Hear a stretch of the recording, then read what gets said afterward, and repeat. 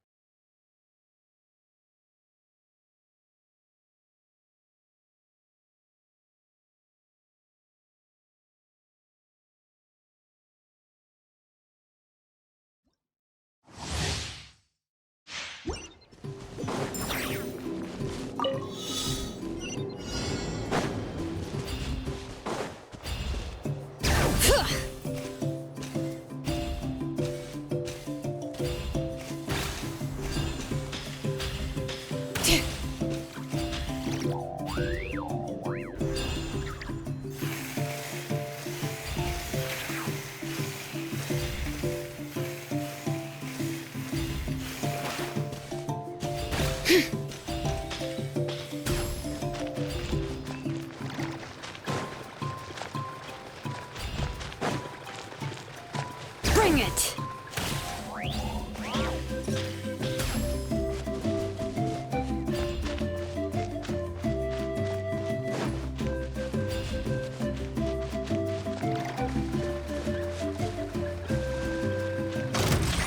brave names echo! Out of the frying pan, into the fire! Eat this! Witness the power of Gugwa! Know my sword! Inadmissible evidence! Yeah.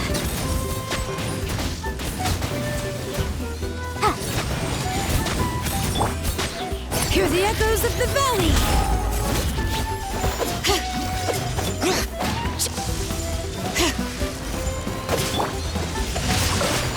Let me weave you a verse.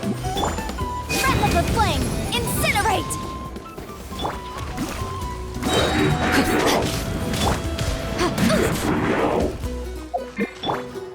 Nice and spicy! You're toast! All right. Let the mountain's veins boil!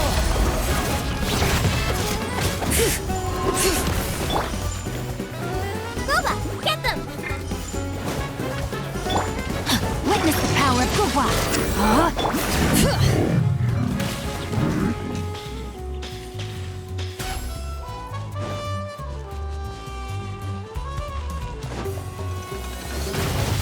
Letting brave names echo!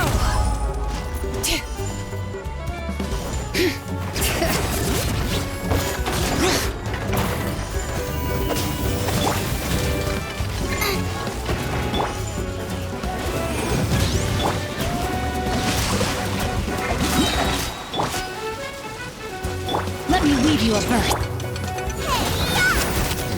Time for your arraignment! Motion to compel!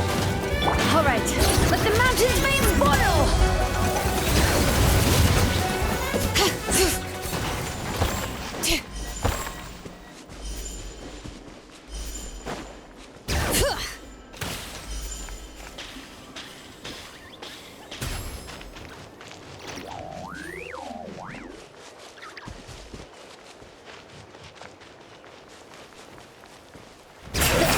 Let's do this then! Letting brave names echo!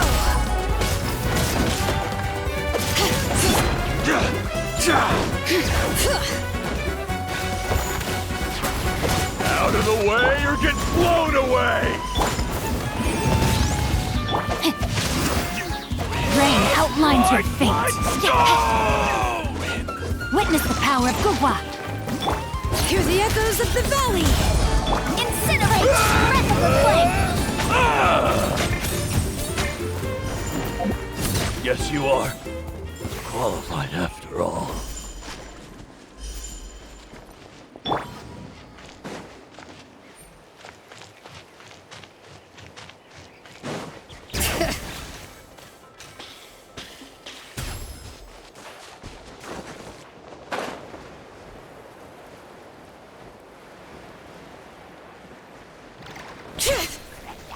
Bring it!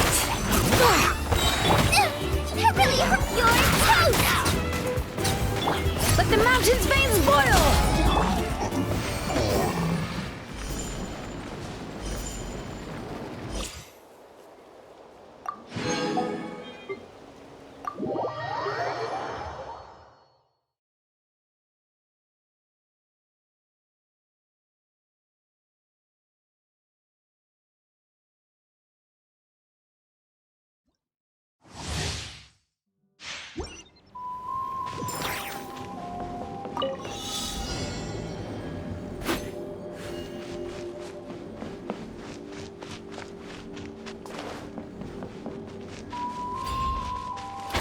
Quick as a flash!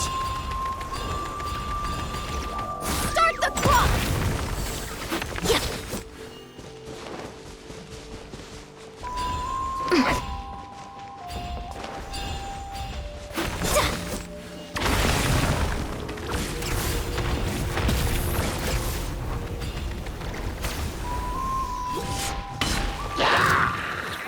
Drop your weapons! Hands where I can see them!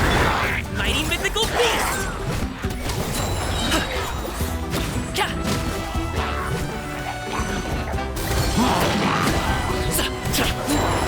Coach will take it from here. On my mark! Faster, stronger!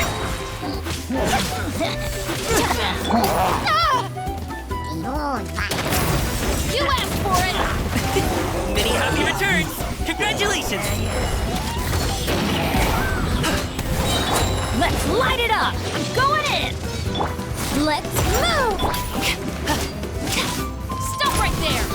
Hands where I can see them! Mighty mythical beast!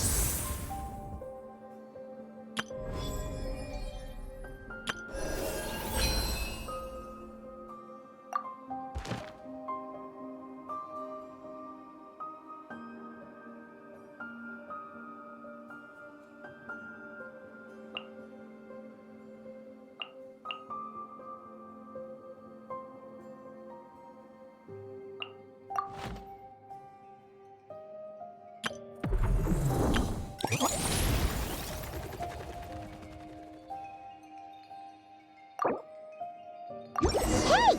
It's a flyer for a competition! The Dragon Spine International Cross Country Challenge!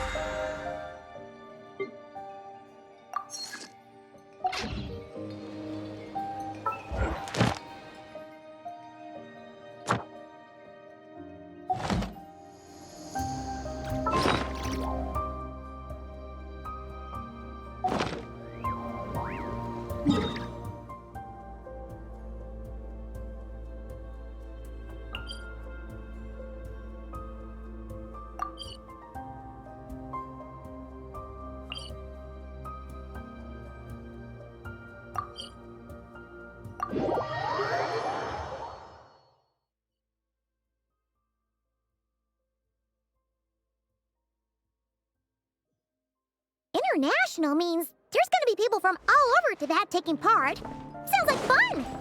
We should check it out if we have time.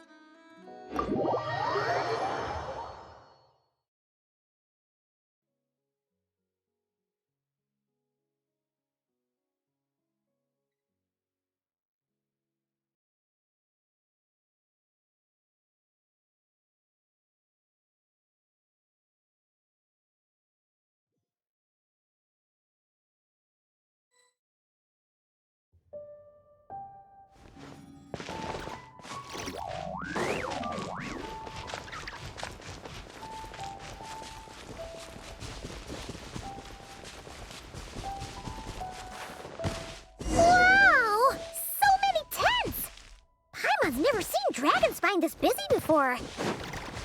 Wait! Look! It's Amber!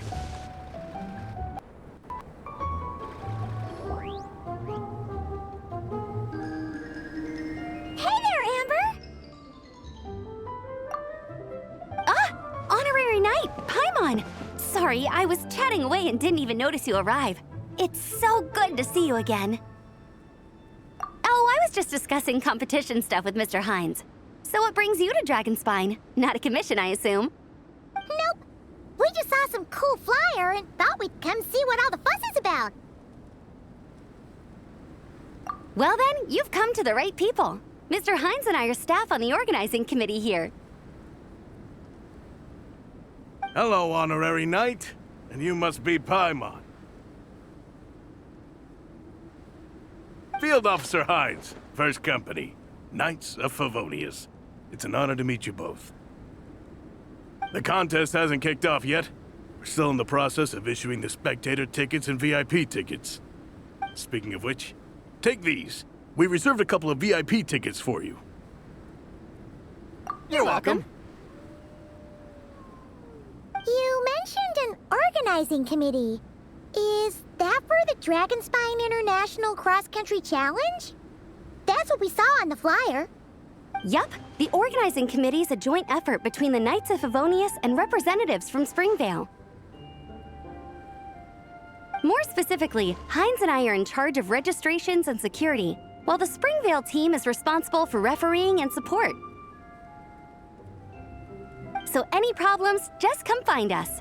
We're here to make sure all contestants and spectators have an enjoyable experience. This is the biggest contest of its kind we've ever had. A lot of international contestants have signed up, even some from Natlan. It's sure to be an exciting few days. Oh, Natlan? I think I know who you mean. If we're thinking of the same team, there's this one contestant with pink hair and a really impressive pair of horns on her head. Also, she has a huge appetite. A lot of the staff really enjoy dining with her. The way she relishes her food, it puts everyone else in the mood to eat too. Then there's the girl with the stripy yellow and black tail. It's so fluffy and cute. But she seems super cool though. I wouldn't dare call her cute to her face. Okay, those definitely sound like people we know. Oh, no way! You know them? Well, if you want to find them, their team's camp is over there. Their tent has a really unique design. You can't miss it. Honestly, it's a really cool camp in general. Plus, they brought a whole stash of comic books with them. Paimon sees it! We'll go check it out later. Thanks, Amber. Great. Oh, and when you do, any chance you could borrow one of their comic books from me? Their team's always talking about the comics they read, and it's gotten me kind of curious. I would go ask them myself, but I can't really leave my post. Sure, no problem. Leave it to us.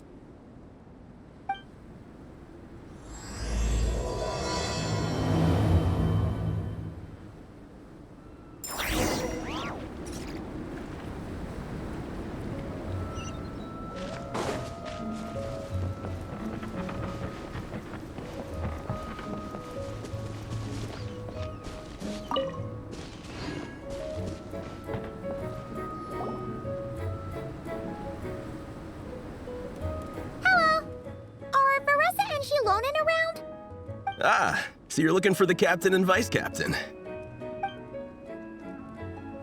Traveler? I thought I was seeing things. I can't believe it's really you. Don't even go there. Please. I'm supposed to be on vacation here. However much I want to finish my thesis, I'm only human. I've been fighting a losing battle with it recently. Right now, I feel completely defeated by it. It's knocked me to the ground, and I'm just gonna lie here until I'm ready to get up and face it again. Until then, I'm begging you, please, please don't bring up my thesis. Wow! We've run into so many people we know already. What a small world! Since we all know Varessa and Shilonen, that makes things a lot easier. We heard they're taking part in the cross-country contest, so we thought we'd come say hi. They're not here right now. But if you're not in a hurry, you're welcome to stick around the camp and wait. Sounds good. Your tents are really cool, by the way. Ah! And there's that stash of comic books Amber mentioned! Oh yeah, a friend of ours mentioned that. Hearing you all talk about comic books got her interested too. Which series have you guys been reading? Comics? So, you two are fellow comic book lovers? And so the truth comes to light. Intensity draws intensity. The strongest will surely cross paths with the strongest. Thus it was written, and thus has it come to pass. You approach us humbly in search of the truth. And I, Tong Gong, will show you the light. The series you speak of is a Bible to us, the Legion of Soul Blazers, and its name is the Soul Blazer Saga. But what is a Soul Blazer, I hear you ask? And what kind of organization is the Legion of Soul Blazers?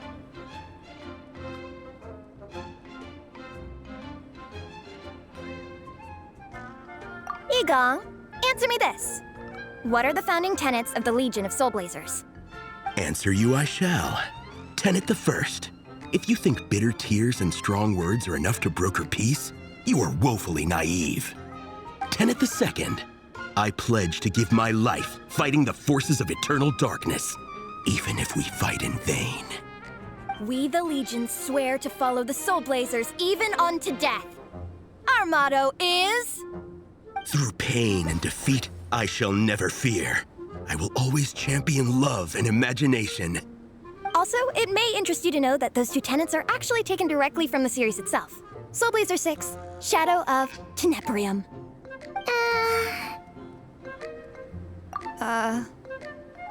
Why aren't you saying anything? Didn't that make you feel something? Like, light a fire in your heart? Not even a little spark? Honestly? No. It was all kind of abstract. Paimon couldn't really follow. This is a failure of immeasurable proportions. You'd better stop lighting fires in people's hearts, or you'll burn them to a crisp. Vice Captain! Thank goodness you're back. Listen, we have a situation. It's okay, I don't need all that. The look on the Traveler and Paimon's faces tells me everything I need to know. Let me guess. Alrani and Tong Yigong said a bunch of stuff and it was all pretty baffling, right? Yeah, just think of it as them kidding around, like an inside joke you're not in on.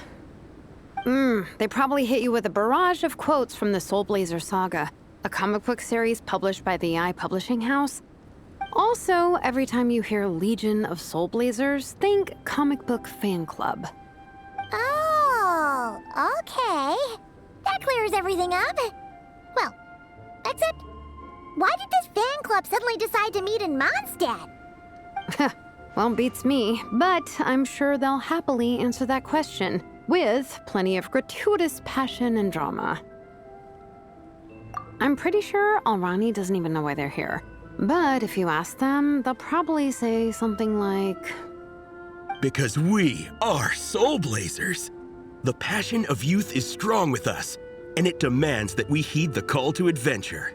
With every great trial comes great opportunity. Yeah, something like that. But more to the point, though, it was one of their members, Minnie, who suggested they hold their next meeting here.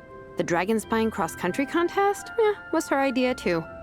And after much consideration, they thought Minnie's suggestion was a good idea, so they went ahead with it. And that's how the Legion of Soul Blazers and I ended up here.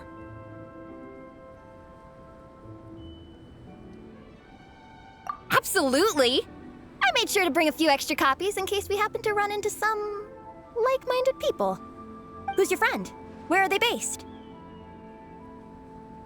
She's actually on the organizing committee. Her name's Amber. Wears a red bow. Bubbly personality. Does that ring a bell? Oh, I know who you mean. She's super friendly. I can run over a copy to her right now.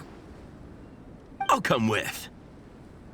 Perfect. Thanks, you two. Oh, and Traveler, you still want to say hi to Veressa? She's over at the training grounds.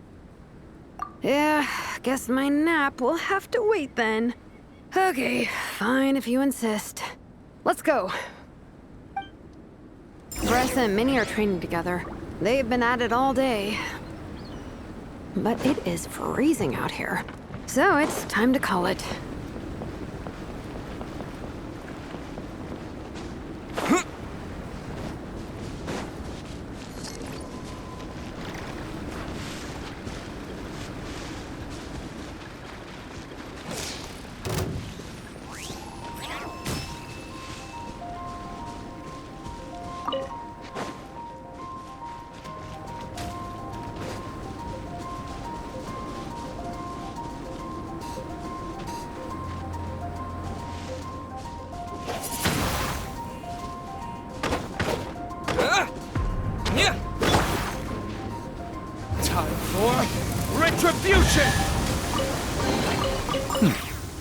better than nothing.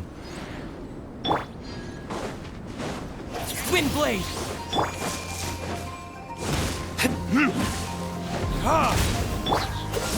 This moment will be frozen in time. Oz, reveal thyself!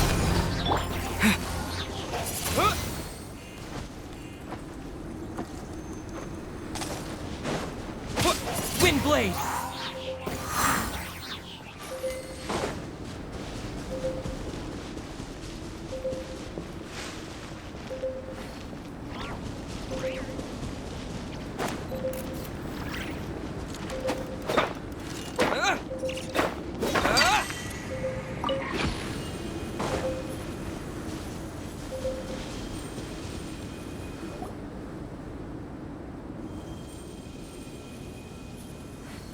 Hey, Marissa! We've come to watch you train. Wait, was that Paimon? Paimon, Traveler! I've missed you guys so much.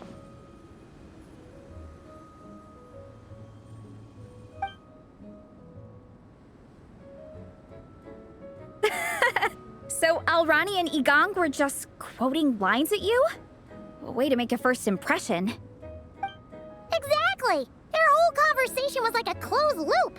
Even Paimon couldn't find a way in. If it were me, I would have started with maximum power. That doesn't exactly welcome people into the conversation either. Especially not when they see you hoisting Minnie up into the air and spinning her around in circles the first time you all meet up, before anyone's even said a word. Oh, crumbs. Yeah, now I think about it, that's pretty embarrassing. I mean, we all kind of knew each other, but only through writing letters and trading illustrations. That was our first time meeting in person. I just got overexcited when I recognized Minnie. Couldn't help myself. Hold on. You two traveled here together, right? So, why did you say the Legion of Soul Blazers and I when you were introducing everyone earlier? No, it's because I'm not a member of their fan club. Nepeka is. I'm sort of standing in for her. Yeah, pretty good. She's eating, getting enough sleep, and doing well in her studies. Hooked on comic books, though. And that's where Minnie comes in. They're, pen pals. Nepeka's always telling me how amazing Minnie is. She's such a great artist, knows how to make comic book props, gives the best life advice. Honestly, she made her sound more like a mom than a peer, so I was pretty surprised when I got her and found out that nope, Minnie's actually pretty young. Anyway, when Nepeka heard that Minnie had suggested a cross-country contest on Dragonspine, she wanted to join in. But she's in no condition for extreme sports, and, well, she knows it, so instead, she asked me to go represent her at the contest and say hi to Minnie while I'm here. And I'd been preparing to go traveling for a while anyway, so we figured we'd team up. Uh-huh, and before I knew it, I'd inexplicably ended up with the title of Vice Captain. Well, yeah. You were the obvious choice.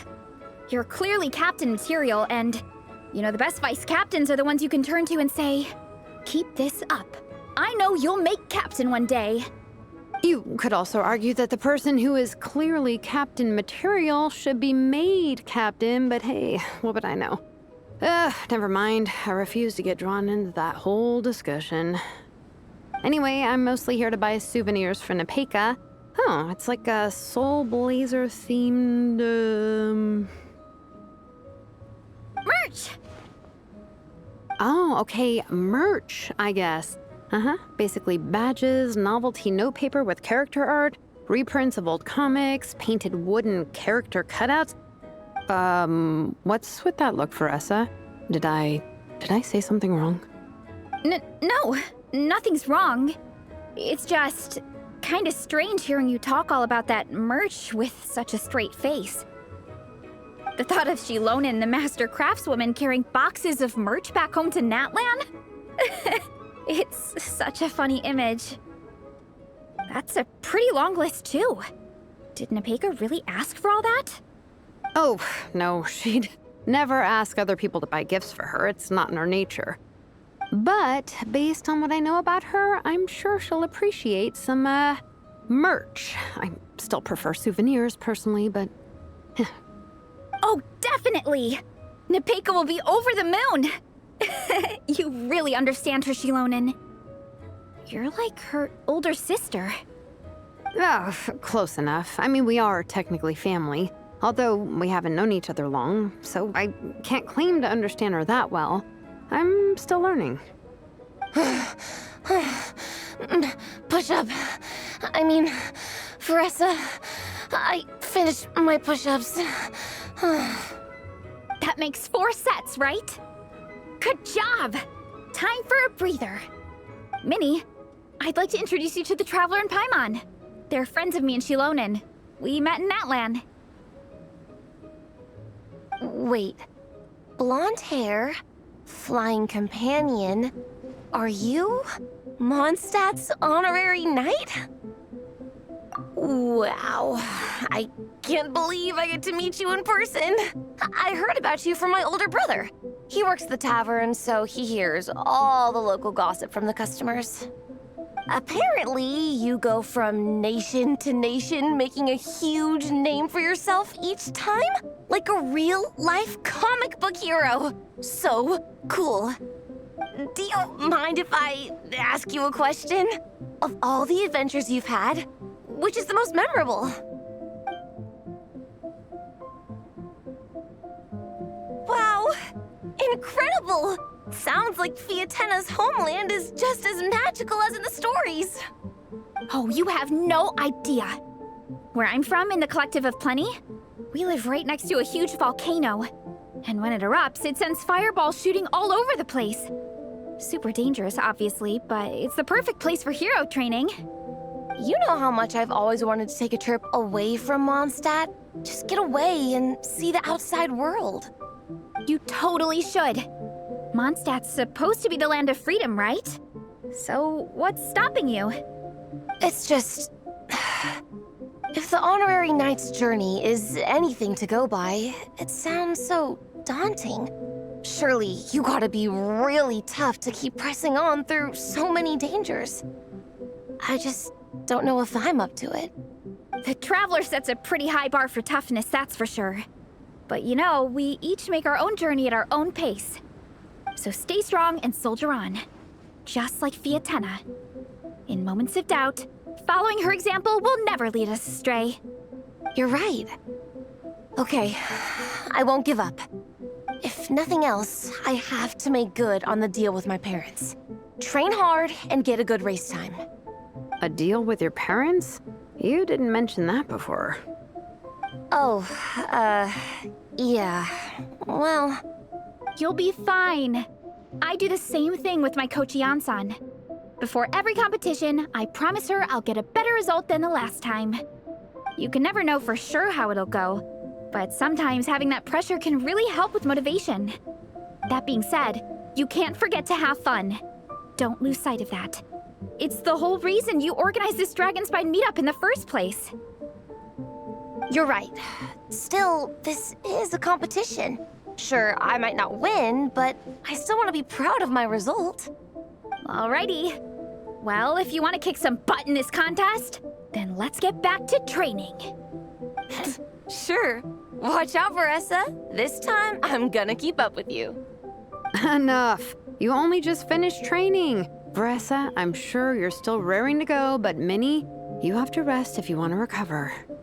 But I'm fine.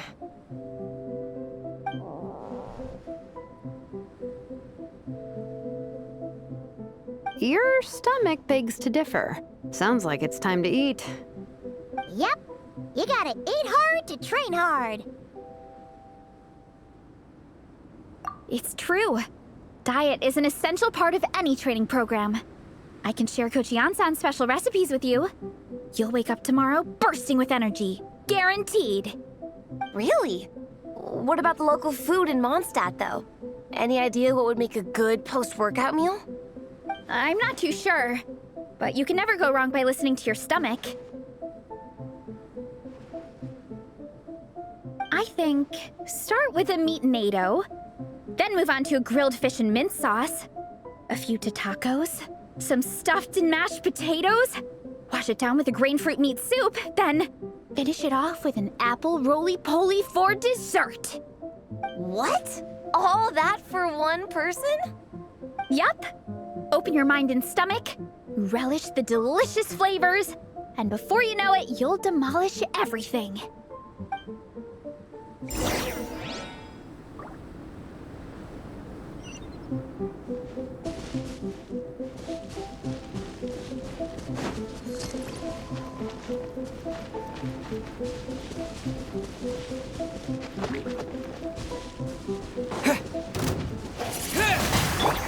Dodge this! By royal decree, midnight phantasm. With the wind!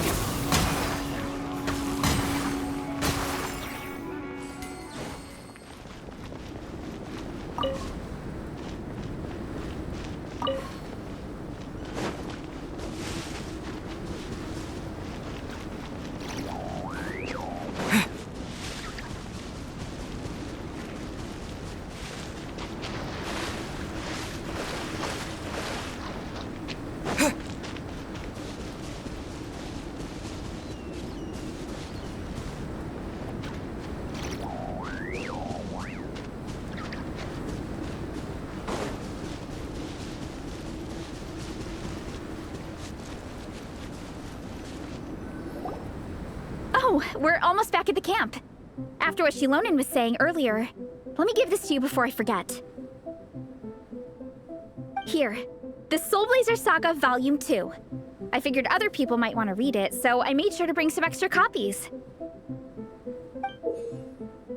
Unfortunately, it looks like I somehow forgot to pack Volume 1 in my luggage. Shame. It's always best to start from the beginning when you're trying to get your friends into a new comic series. Anyway, take a look in your free time, see what you think. I really hope you like it. It would be so cool to have an awesome person like you in the fan base. All right, we're gonna meet back up with the others. Come hang out with us again soon, okay?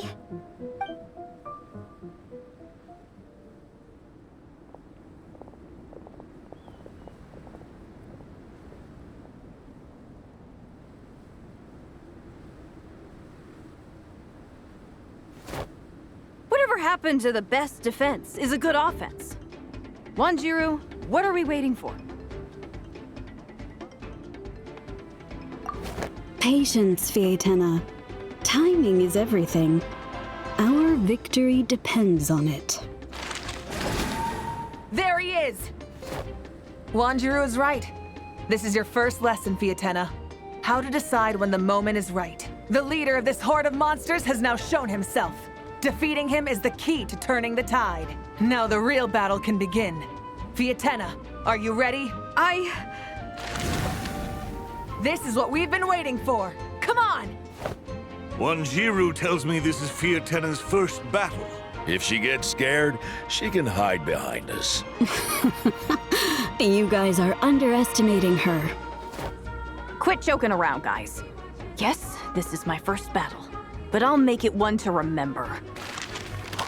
The Pyro Archon will face down the leader while we mop up the minions. That's the plan, right? There's no backing out now. Let's do this! Aw! Why did it have to end there? Fietena and her buddies fought an amazing battle! Paimon really wants to see what happens next! Let's go meet up with Paressa and her team when we get the chance.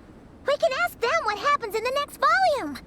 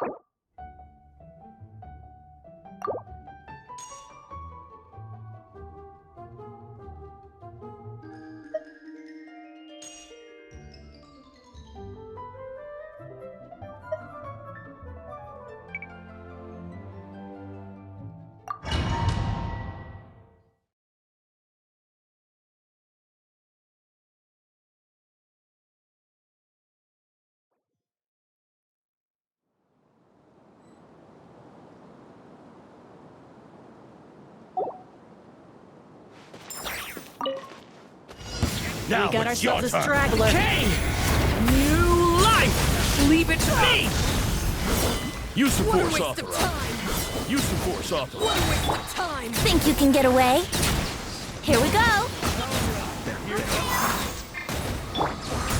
Disappear! Now, Change of plans. Change of plans. turning point in fate! Use the Stay Use the back! force authorized. What a waste of time! Let's play! Time for takeoff. Wouldn't gliding be faster? Use What a the waste of time! Use the force What a authorized. waste of Burn! All right. Here's another one. Decay! New life! Stay back! Think you can get away? Now. Use the There's force authorized. time! With the wind! Decay! New life! Get back! Time for takeoff. Burn! Use the force authorized. Disappear! What a waste of time! Use the force authorized. Wind blade! All right. Element for the end! Think you can get away? Now it's your turn. Victors! With the Use the wind! force authorized. Use the force authorized. What a waste of time! The abyss is burning shadow! Power burn! Time for takeoff.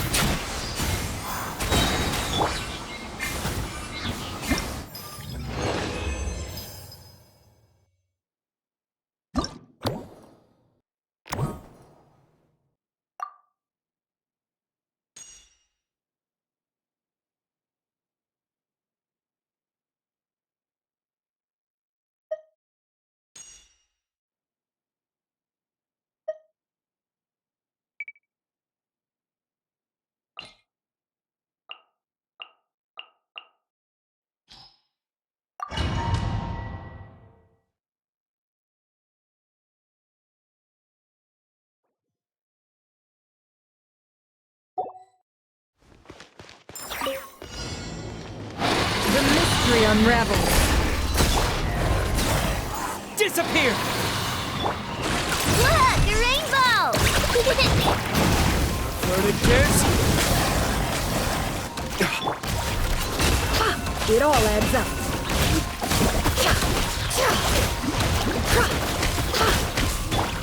Lash attack! No more lies. Seek within. Time for retribution! With the wind! Ding dong water bomb! Your blood! It all adds up. The mystery unravels.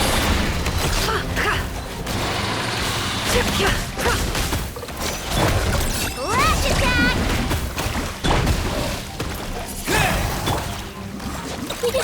Go! Verdigers!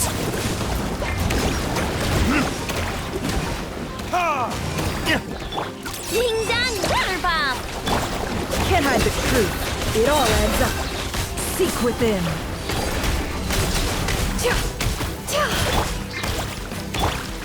Wind blade! Disappear! Can't hide the truth. Look, a rainbow! Time for retribution! The deception ends here.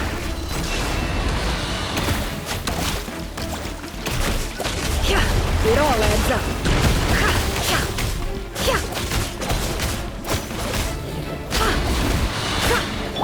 Ding dong water bomb! Chew on this!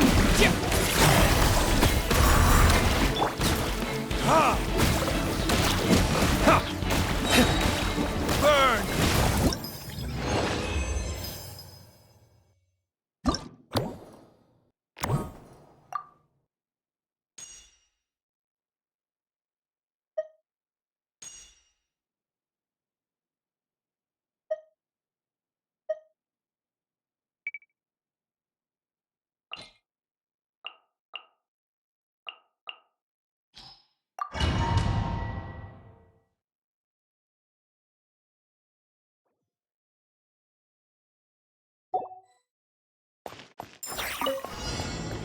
This is where you fall.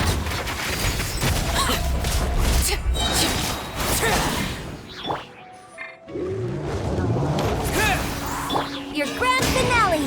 And step! With the wind! Verdict is... Ha! Ha! Witness my rise. Overruled. Strike is one! Observe! Ha! Time for retribution! Disappear! Everlasting as the moon. Transfixed. Break a leg! Burn!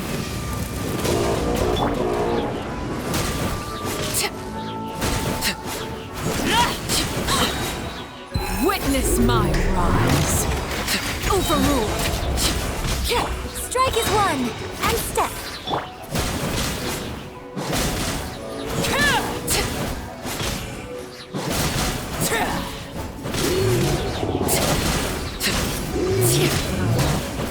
Transfixed.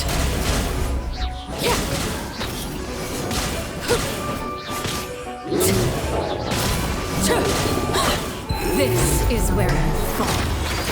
Overruled.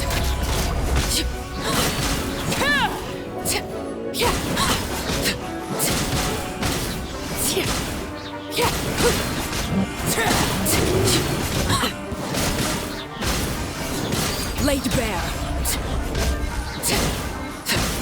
Witness my rise. Transfixed.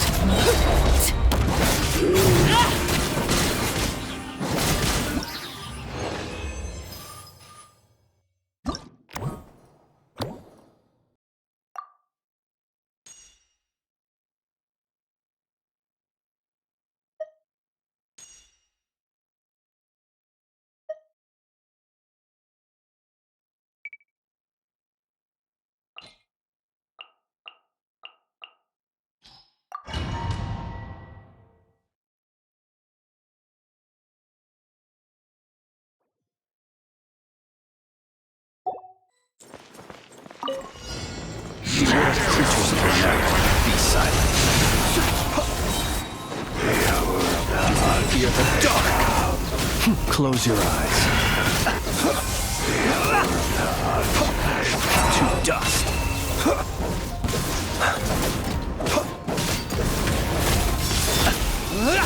To dust. Be silent. To dust. Your journey ends. Some target practice. Are you quite finished? Here. With the wind! Look! The rainbow! Observe. Close your eyes. Some target practice. Observe. Do you fear the dark? The long sleep beckons. Close your eyes. Be silent. Night falls. Your journey ends. Some target practice. Close your eyes. Your journey ends. Some target.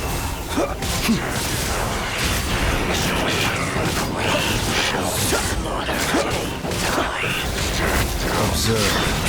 Fear the dark. Beware the creatures of the night. Be silent.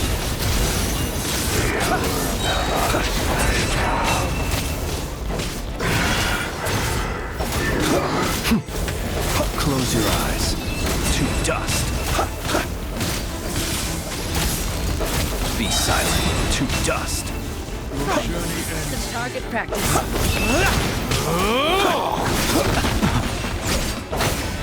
Observe. Close your eyes. Is ready. Some target practice.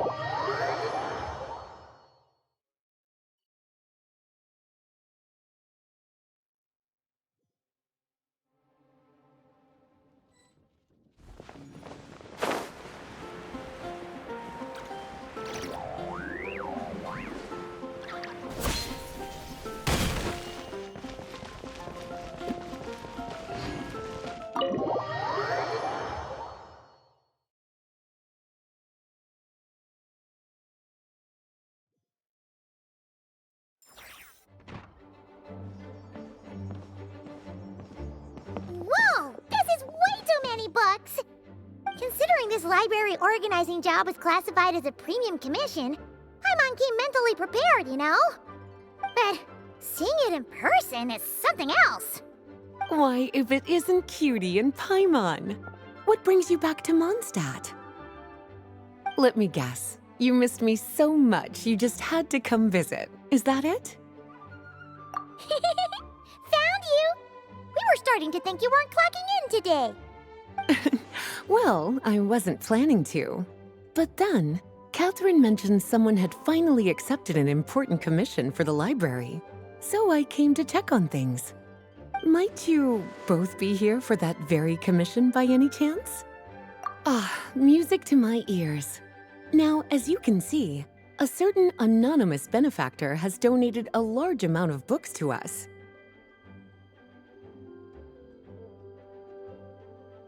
Imagine my surprise when a glance down the book list revealed that each one would be an entirely new addition to our collection. There are books of all different kinds, including quite a few that are banned. Troublesome, I know. So this wasn't an odd job I could trust to just anyone. And sorting them myself? My, what a headache that would be. It would take ages. All that to say, I'm very relieved to see you here.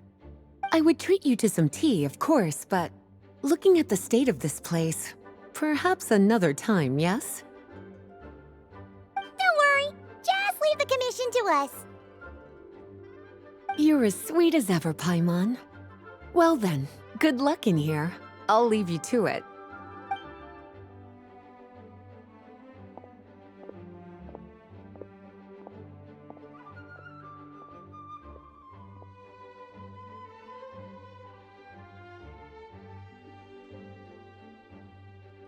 Finally! We made it to the last stack! What even are some of these books? A Hilichurl's Guide to Running for Your Life? Do Hilichurls even read? Oh, and Basics of Whopper Flower Cultivation. Who'd grow one of those, anyway? And what's this one? The Little Witch's Dictionary? Huh. That title's kinda suspicious. And Didn't we already sort this area? Huh. Well, witches always make Paimon think of, you know.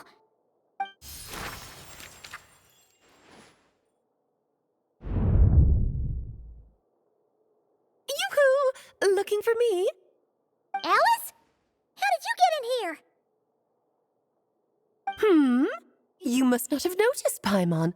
I wasn't the one who barged in at all. When you opened that dictionary, you entered a mage's domain. What? Ugh.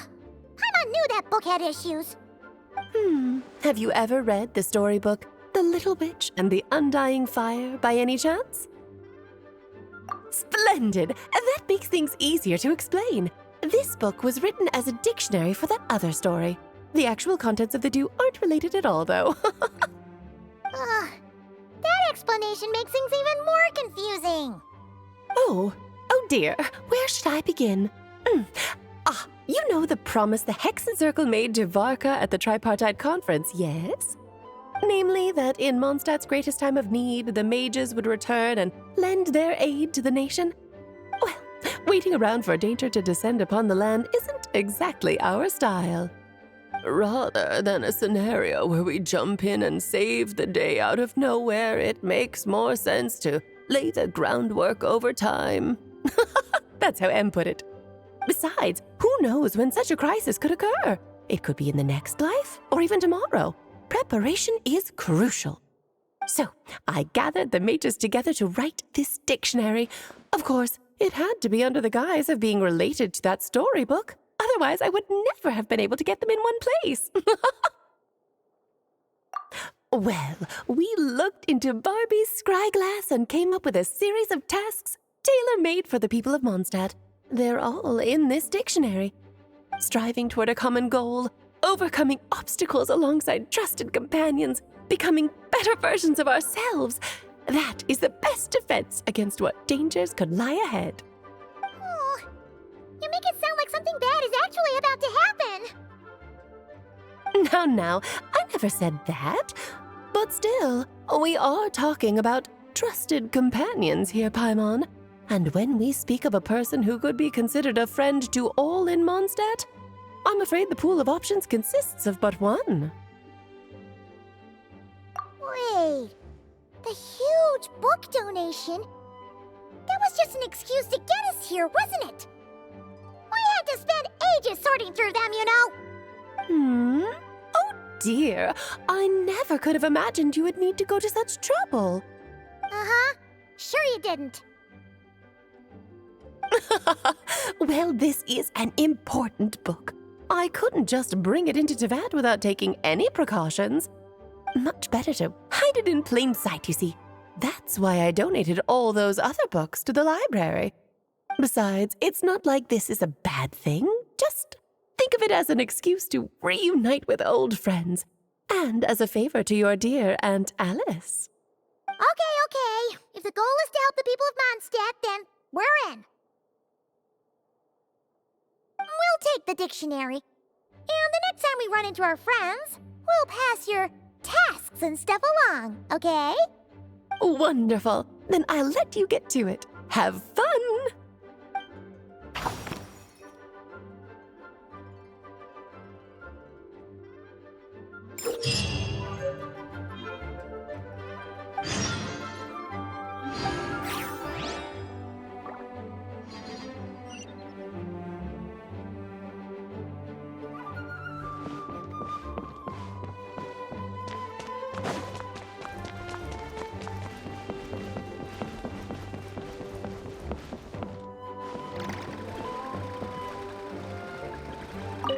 Oh, you finished sorting already?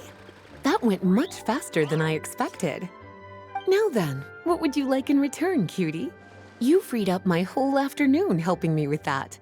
How about we spend it together? Oh, that's all? Well, don't worry. I won't forget. Ah, so you noticed too. Such strange names, and even stranger contents. Not to mention, this is the largest library in northern Teyvat, and I didn't recognize a single title on the list. I just don't see how that's possible.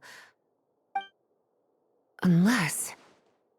Actually, we just ran into... Trouble, I presume? I think I'll steer clear if it's all the same to you. Besides, if a book exists in this world, then there's a place for them in this library. Better for them to remain here than end up in the hands of someone more suspect. Anyway, here's your payment. Thanks again for all the help.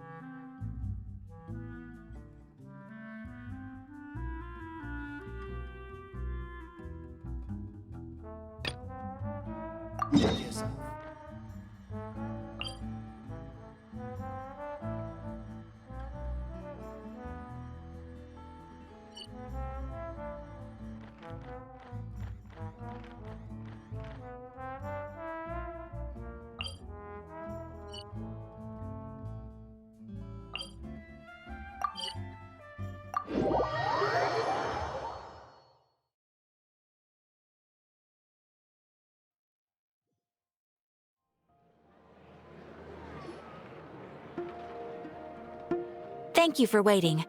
I finished checking your Adventurer Handbook. Here are your commission rewards. We have no other urgent commissions on the books at present. Thank you for all your hard work lately.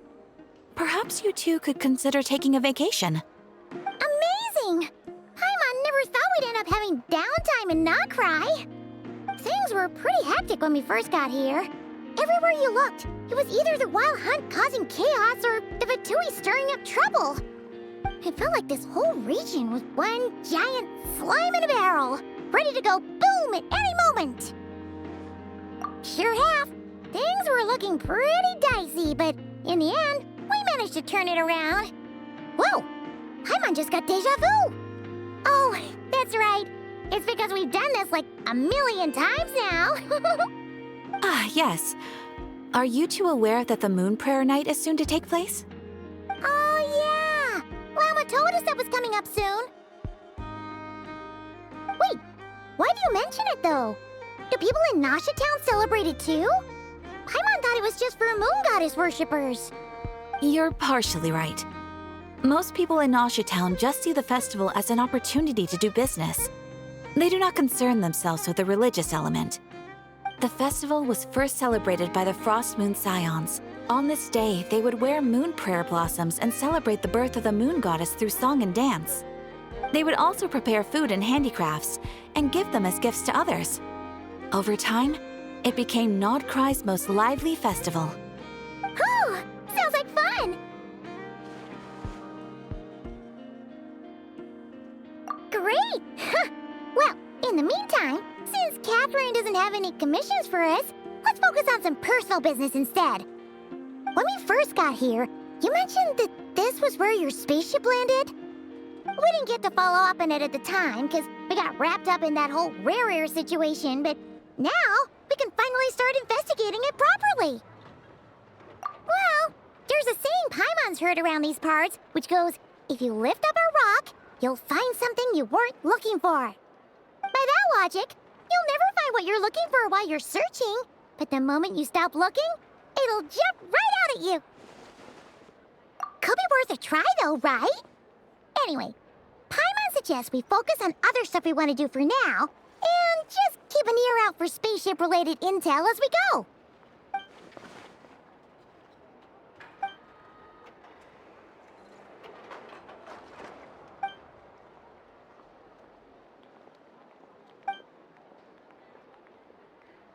What's wrong? You look super serious all of a sudden. Huh?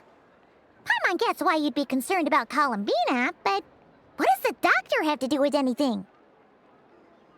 Oh, that's true.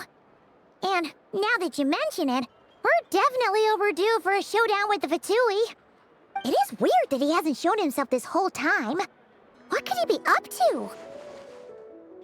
True. Paimon would much rather deal with Marionette anyway. She says the meanest things, but when it comes down to it, she doesn't seem like a bad person. Maybe it's the pressure of being a Fatuse? Especially as a Harbinger. Does she feel like she's gotta act tough to keep up appearances or something? But then, every time we headed out with Rarier, she always wound up having to repair Polonia and her other robots. That's gotta sting. Losing face always hurts more for people who care a lot about their image. She's probably still furious about it. What? Relax, she's not even here. Huh? What's the matter? Oh, nothing. Sorry, we'll be on our way now. Where are we again? Oh yeah, Columbina? Right, yeah, let's go see Columbina.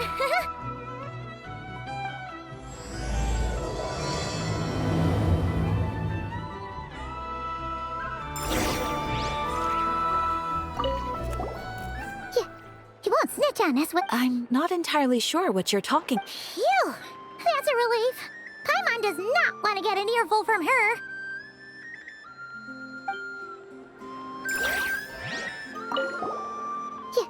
You won't snitch on... I'm not entirely... Phew.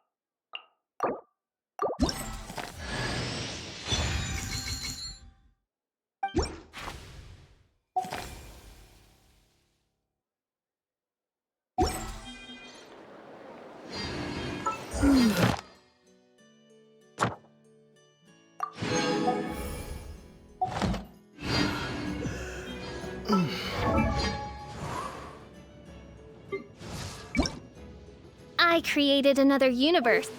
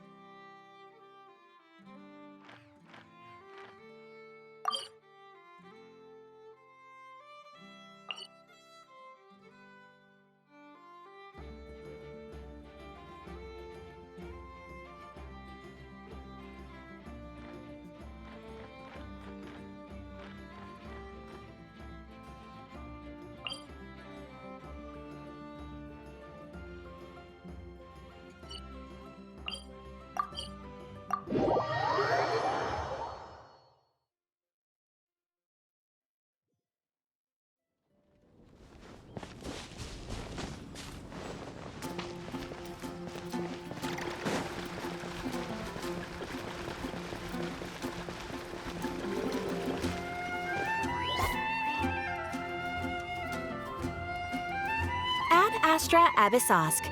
Greetings, traveler. Hey there, Catherine! Oh, and Oz and Fischl are here too! What a coincidence! All things in this universe must plunge into darkness. 'Tis only natural that those who seek light should cross paths in the realm of dawn. Mein Fräulein means to say she's happy to see you both. And I feel the same. It's been quite a while, Traveler and Paimon. You're here just in time. Yai Publishing House has a commission for you, traveler. An editor is here to discuss the details in person. Much of the information was kept from the guild for business reasons. All we know is that it has something to do with the author of the Legend of the Shattered Halberd. What? Surely you don't mean... Wait, is this author really that important? What if we weren't here? Or if we decided not to take the commission? The editor would just be wasting their time. In that case, it'd be a free trip to Mondstadt where one needs only pass some information along. That's an opportunity most would fight over. In any case, if the commission is of interest to you, the editor is waiting at the Good Hunter. Just look for the man dressed in Inazuman clothing. Hold on! Halt thy steps, good traveler. Fate cast you upon the tides of the world, but not for you to stand alone in the face of its desolation. Nay, you step forth onto the path of the Immenachreich. What mein Fräulein means to say is, she would like to go with you. Wow, you seem really jazzed about this commission, Fischl. Do you have some kind of insider information?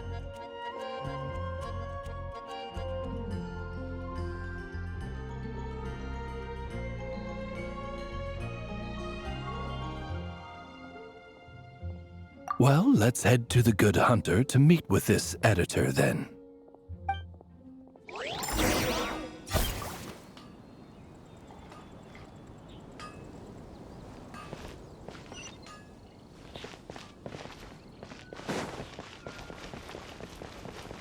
You're also here for Mondstadt's wine, aren't you?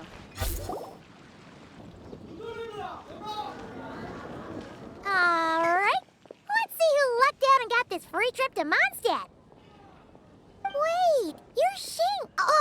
Genu's editor, Onodera!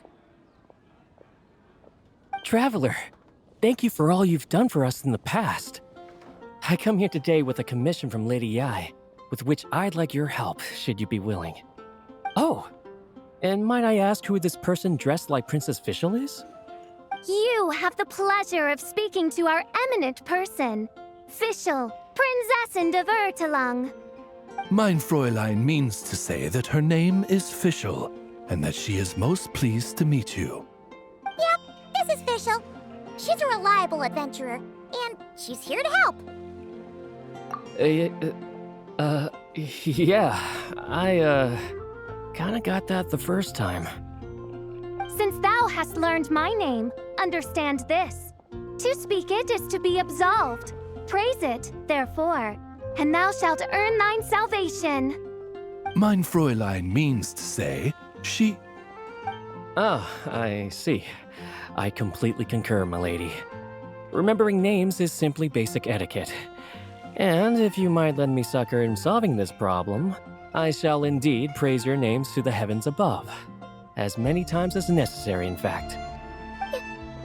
You understood Fischl language before Oz could even finish translating. Well, let's get down to brass tacks then. Now, have you heard of the author Mr. Nine? He's famous for writing the legend of the Shattered Halberd. Flowers. What was that, mein Fräulein?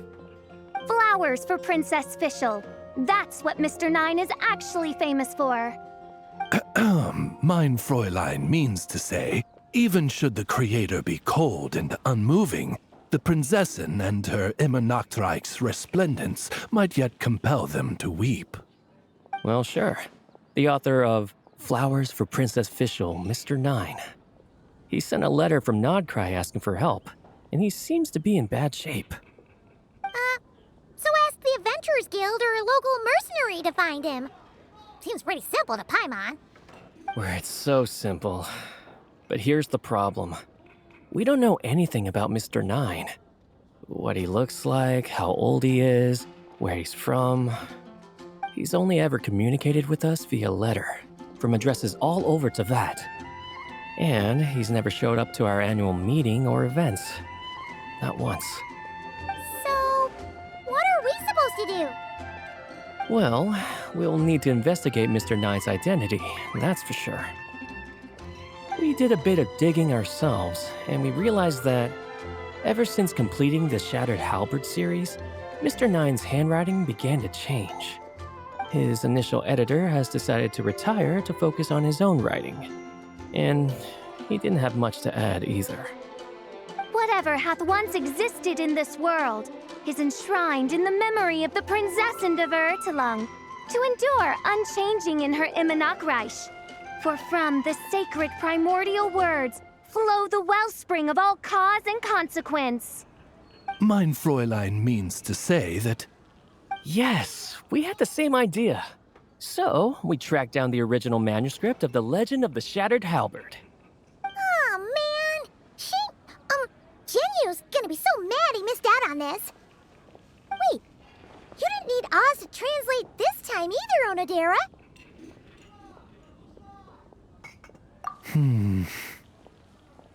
Osvaldo Hafnavines, hast thou perceived something? No such Henry exists, mein Fräulein. I sense a faint, elusive resonance. Something akin to the magnetic field, gravitational force, and threads of cause and effect that surround you, mein Fräulein. Isn't that interesting? Well, in the end, our only takeaway was that the design and craftsmanship of the paper point to it coming from Qingce Village in Liyue. Huh. Could Mr. Nine be from Liyue then? No, wait. If we're talking authors from Qingce Village specifically... No, it couldn't be. Could it? Zhang the Ninth? Ah, I've heard of him. He won a Best New Author award for the first apprentice of Guhua. It matters not.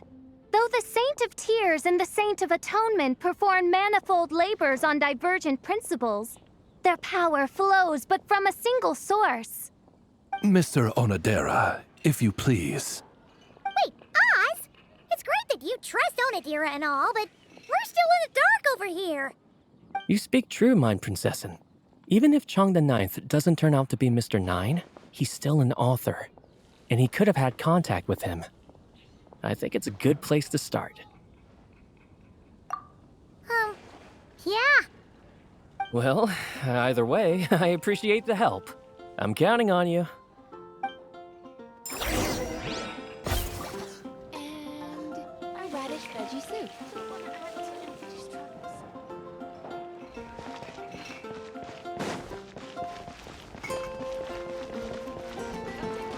Ad Astra Abyssa.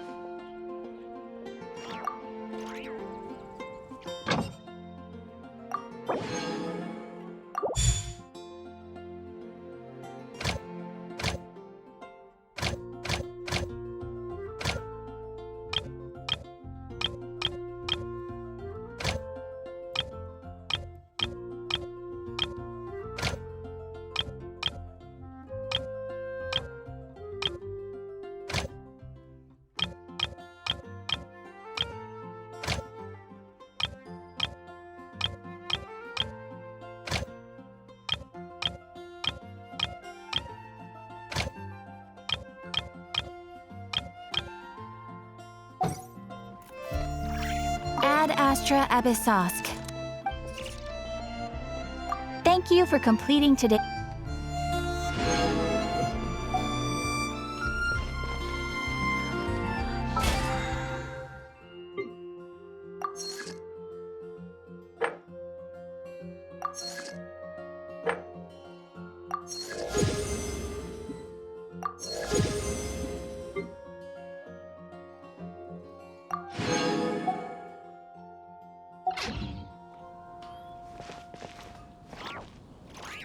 When you're high up, everyone can...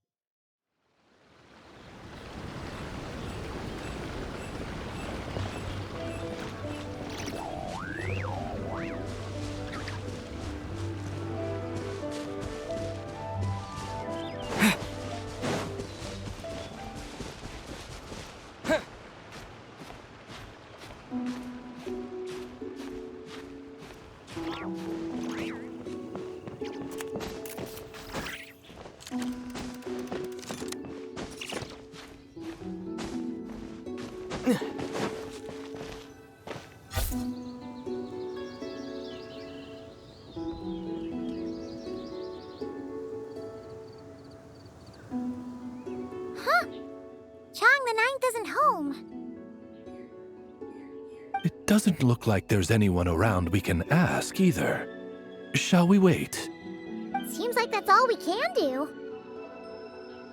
Still, could his absence mean that he really is Mr. Nine, now kidnapped and sent to Nodcry? Perhaps we should have a look around his house.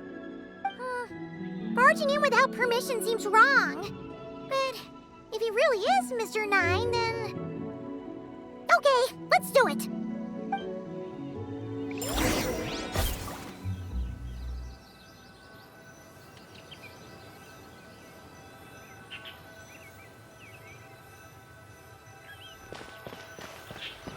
Nope, nothing useful.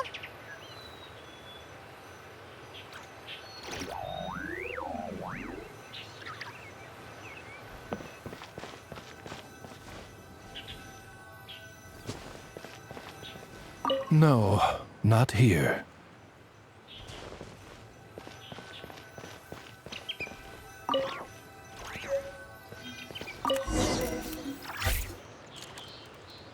Just seems like a bunch of ordinary stuff. Nay, I, the Princessin, have beheld the mystery of the universe enshrined in these specks of dust. What hath been revealed is the very fount of wisdom. Ever does it flow toward the shores of truth. Mein Fräulein means to say she thinks this is a clue.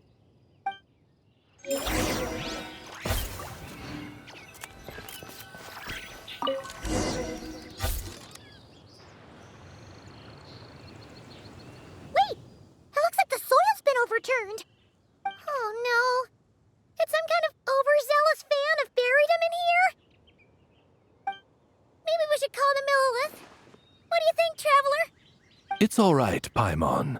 Mr. Nine's most zealous fan happens to be right here. And since mein Fräulein would never do anyone harm, I'm certain the same is true of his other less avid supporters.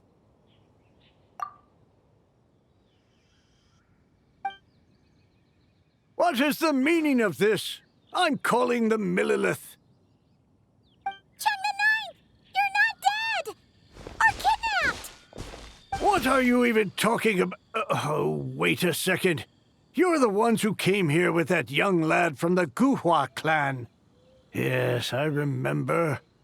I'm guessing this is a misunderstanding then. The question still stands, though.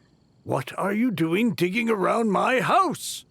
Oh, well, actually, we just wanted to know if you've ever written under the pen name Mr. Nine. What? Not even a whole bucket of hallucinogenic mushrooms could make me that delusional. No. If I were Mr. Nine, why in the world would I enter all those writing competitions? To what? Demolish the competition from the shadows? Yes, doing a real bang-up job, aren't I? My submission's never even been selected. The classic archetype of the boy hero is outdated. That's the kind of critique I get. Even opening with a plot twist or disguising your hero as a fool is falling out of fashion. Modern readers are drawn to the boundless imagination and innovative world-building character of Mr. Nine's works. Good point. Besides, if I were Mr. Nine, I would have come clean the minute First Apprentice of Guhua won that award. What? That old beggarly Chong the Ninth is Mr. Nine? No, there must be some mistake. What a sight that would have been. Yeah, and when we were here with Shinjo that one time, you talked up the legend of the Shattered Halberd a lot. If you were the one who wrote it, that'd be like Jean complimenting herself for being a good knight. It just doesn't add up. In any case, while this gentleman isn't the Mr. Nine we're looking for, I sense something of interest on his person. It's a peculiar signature, the same threads of fate I sensed on you, mein Fräulein, and on the manuscript. I believe the traces are related to Mr. Nine, and it appears I can track them. Hey, that's perfect! Once we head to Nagrai, you should be able to find Mr. Nine, no problem then. But back to the signature. What were you doing before this, Chong the Ninth? Oh, well, I ran out of manuscript paper, so I went to buy some. I'm particular about that kind of thing. Creation of literature demands the highest quality. Ah, no wonder. Mr. Nine uses the very same type for his manuscripts. Huh, that explains it. Thanks, Chong the Ninth. We should get going. I'm not quite sure what I did, but you're welcome, I suppose. Farewell, creator of another world. Though I must say, the laws and narratives thou hast ordained can scarce compare to the dream dust sedimented in the Immenachreich. Mein Fräulein means to say, your writing isn't... mein Fräulein offers her thanks.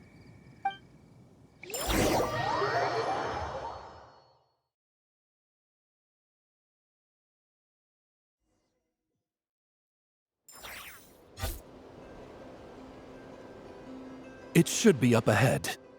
Wait, did something attack that Sealy? Something doesn't seem right here. And it bears the same signature I sensed before. Then it would seem fate has dictated our path for us.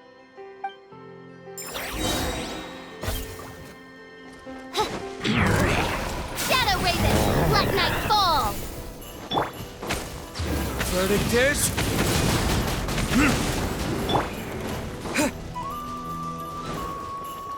Disappear! Spin blade! Oh, so sorry.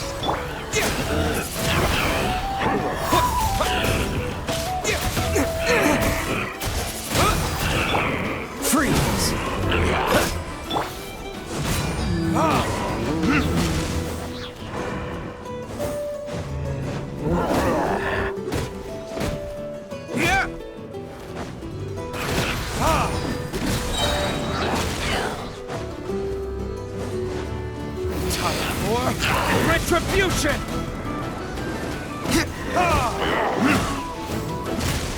Dodge this! Oz, repeat!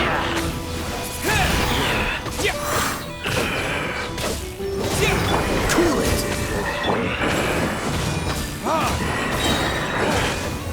Burn it, Dish!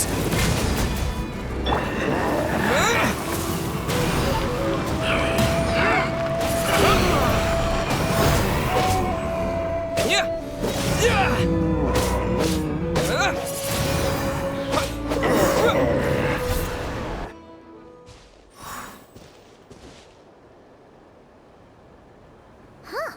Looks like the Sealy is showing us the way. Let's follow.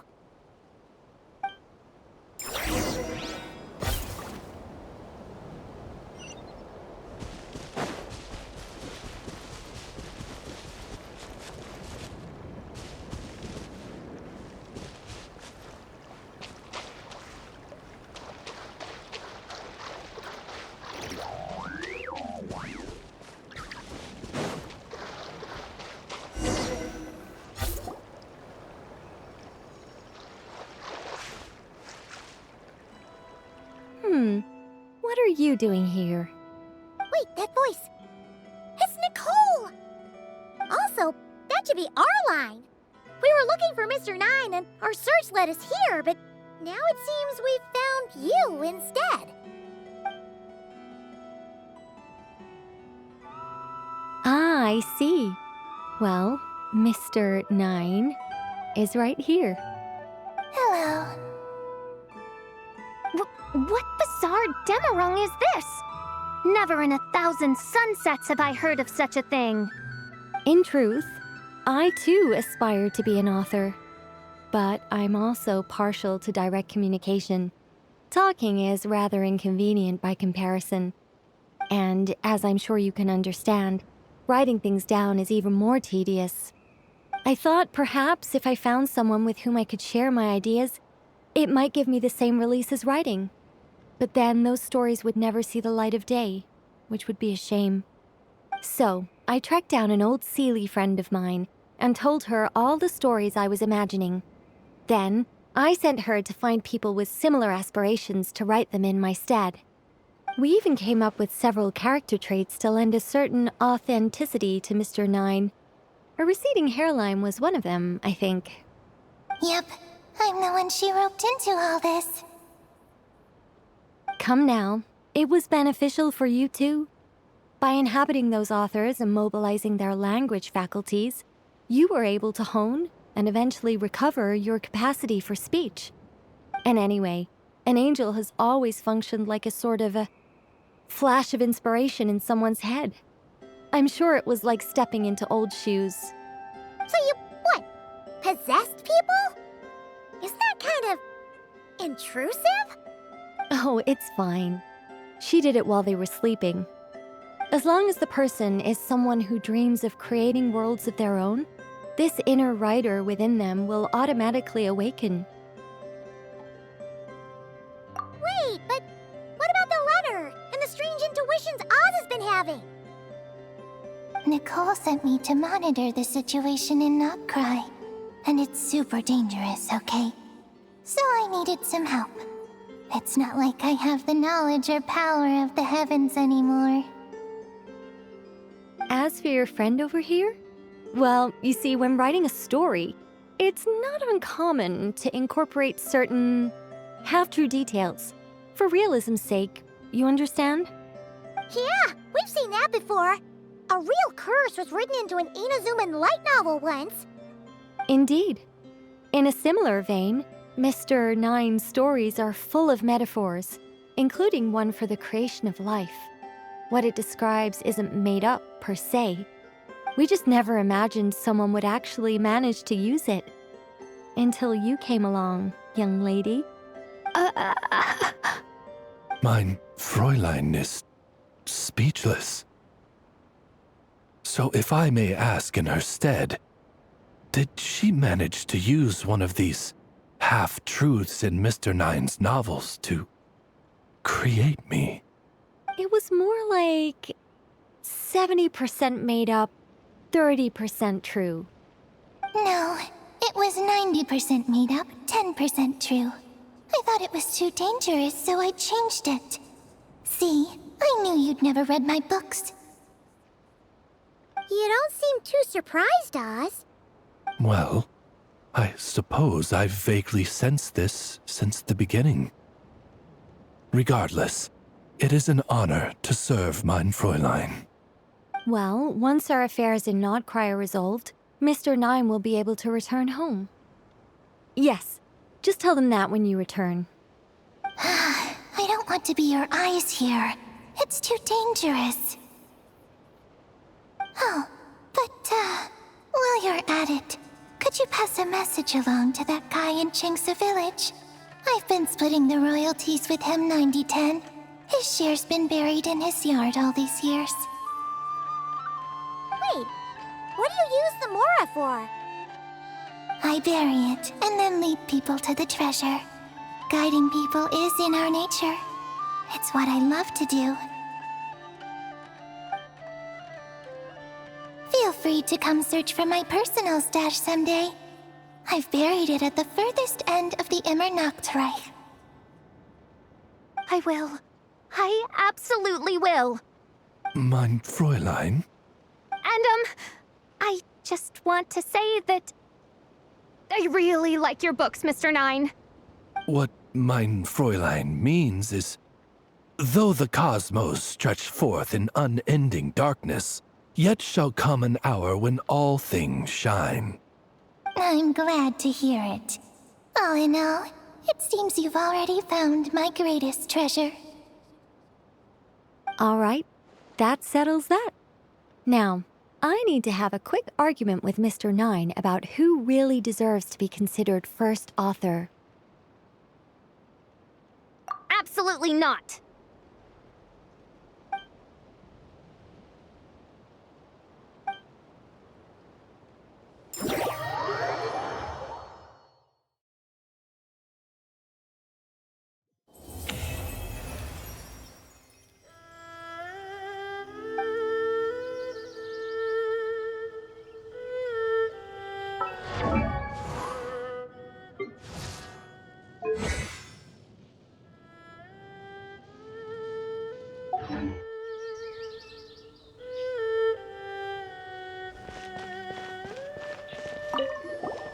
Oh, that's right.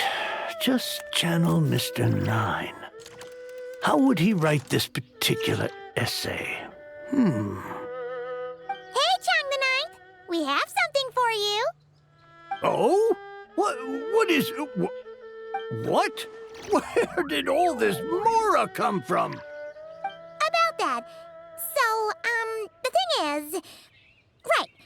Mr. Nine really admires your work, so he decided to fund your writing career. Wait, what? So, channeling Mr. Nine actually worked. I can't believe it.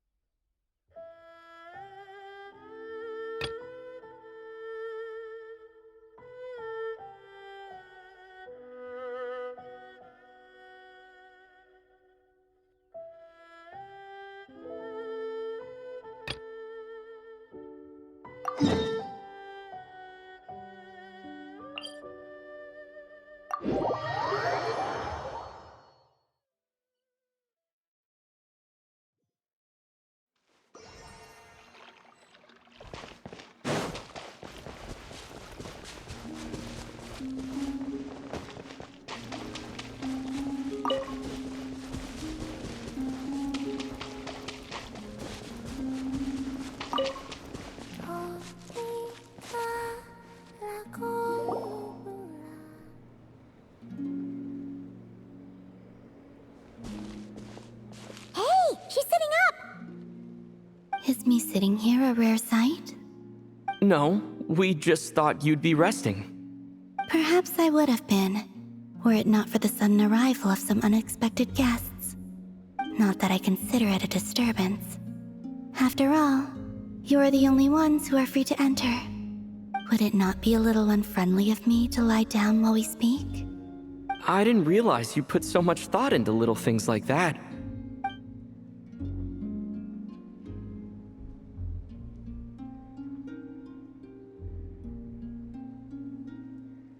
Only sometimes. There have been moments lately where I think about you and your companions. They are warm, mysterious, and cozy memories. Very few of my past memories are anything like that.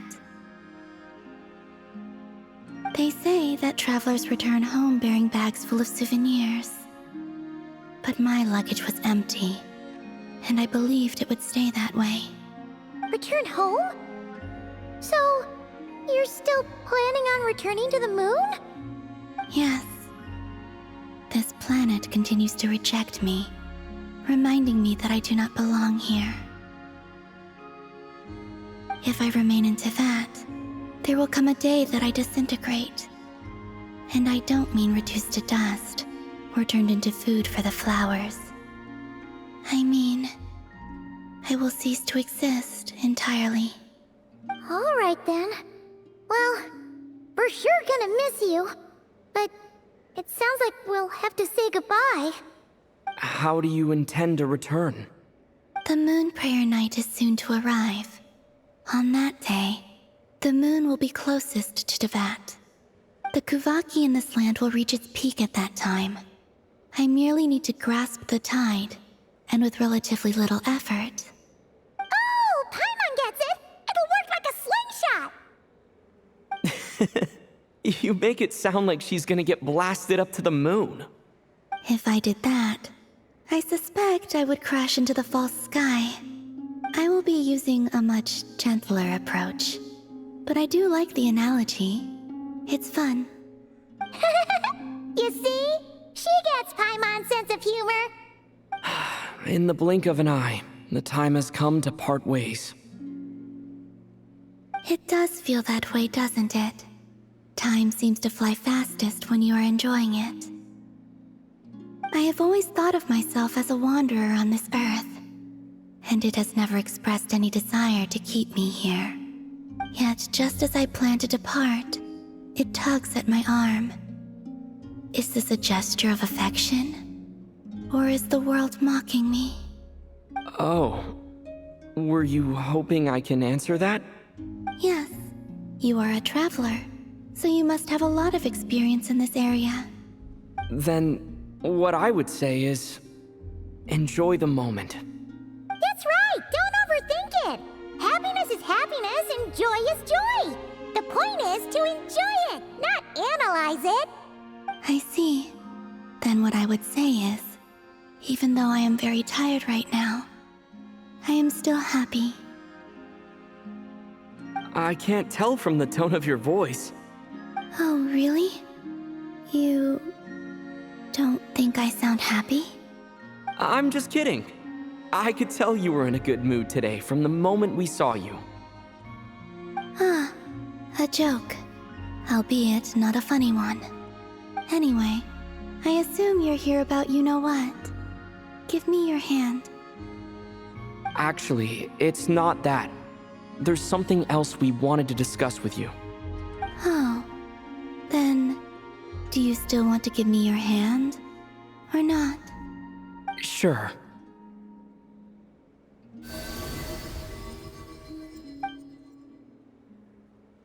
Thank you. So, I've heard that in the moon prayer nights of the past, people here would hold celebrations in the moon goddess's honor. Since you helped so much in our fight against the Rehir of Solnari, I think you deserve a farewell party before you return home. I haven't asked everyone else for their opinions on this yet. but I'd like to invite you to join the upcoming Moon Prayer Night. I've never joined a moon prayer night before. I'm not sure what I would even do.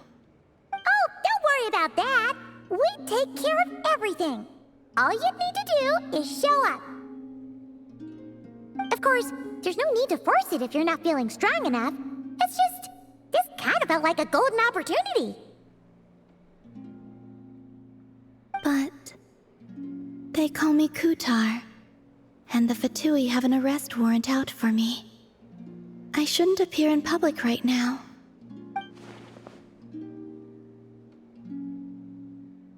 I'll make it work. You have my word. Yeah, we got your back. Well, he does. Paimon's actually not too sure what he's planning. All right, if you're sure. I will not refuse your invitation. I suppose it wouldn't hurt to pack a few more sights from this world into my suitcase before finally learning what my homeland looks like.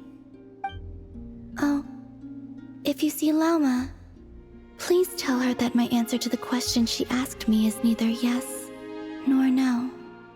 Rather, it is, there is no need. That was kind of cryptic, but sure. Guess it's between the two of you. We'll pass along the message. Bye for now.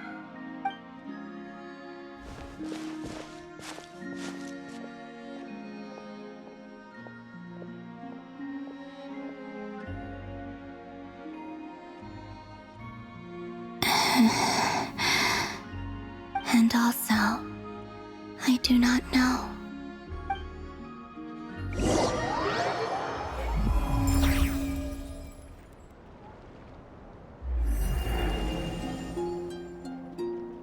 Since she's agreed to join the festival, let's go see who else wants to take part. Llama's...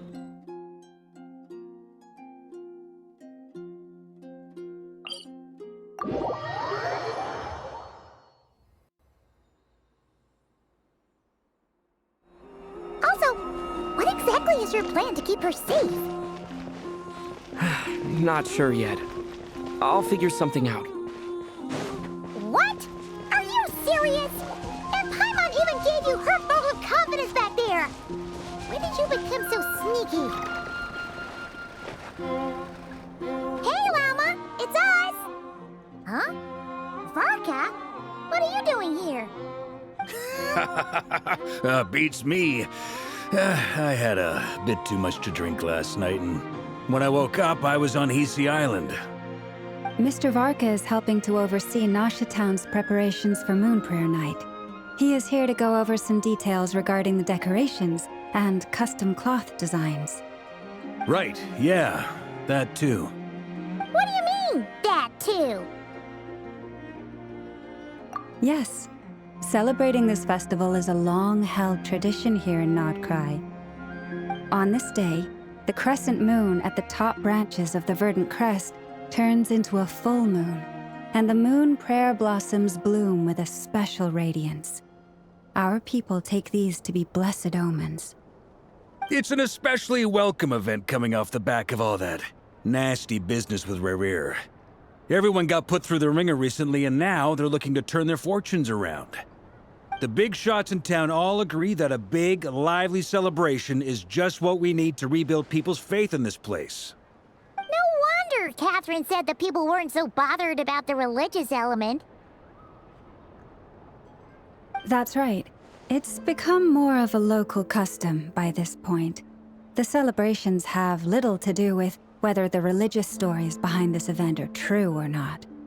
Even the Frost Moon Scions are eagerly awaiting the coming of Moon Prayer Night, despite now knowing that their past beliefs were founded on a falsehood.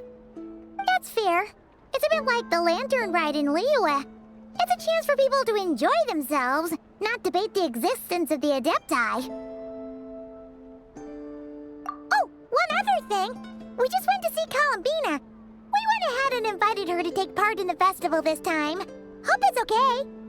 Wait, so... you mean she agreed to it? Huh. That's quite a surprise. Then, I suppose that she intends to return to the moon on that day. Oh yeah! complicated process, but basically, it's like a slingshot. I understand. In truth, I had a feeling that she might make such a decision. Well, if Kuthar has decided to participate in the festival, we should prepare accordingly. Yeah, exactly. She was saying how it could be risky for her to show her face in public. We were wondering if there was any way we could hide her. Unfortunately, the people who carved the statues did an excellent job of capturing her likeness. It will be very challenging to hide a goddess whose face everyone is so familiar with. Darn! We may have bitten off more than we can chew here. Nah, don't sweat the small stuff. We can handle that. Huh? Are you saying you have a plan? Not as such, no, but the most important thing with a festival is to keep the mood light and your spirits up. You can't go preparing for a festival with those long faces. You'll never convince anyone to enjoy themselves. The Mondstadt spirit is strong with this one. As it happens, I agree with Mr. Varka. Let's start by making our appreciation for Kuthar the beating heart of the festive atmosphere. And who knows? Once we get the ball rolling, perhaps everything will just fall into place. Hey! Did you catch that? Llama said the thing! Or close enough, at least.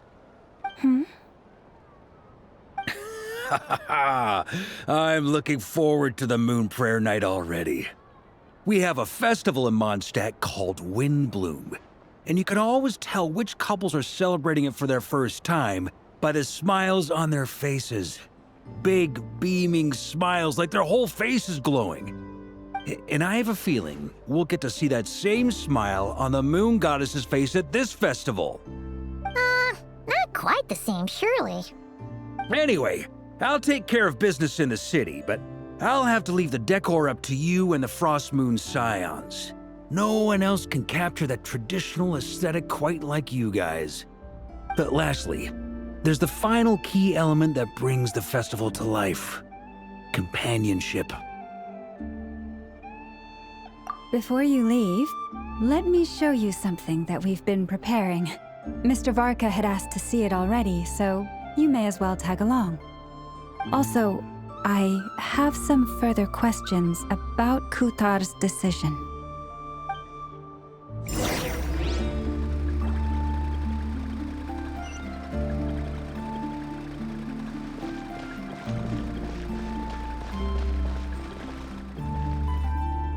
Huh! What's this? They sure look like they're having fun. I believe so. Kuhenki seem very skilled at playing drums like these, although I'm not sure where they learned it from. Maybe it's an innate talent? In their eyes, they're probably just playing with toys. Wanatar!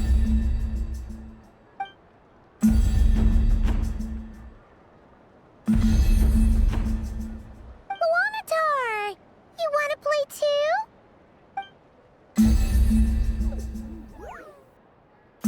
Yeah. She looks more confused than anything. Maybe we can teach her next time if we get the chance.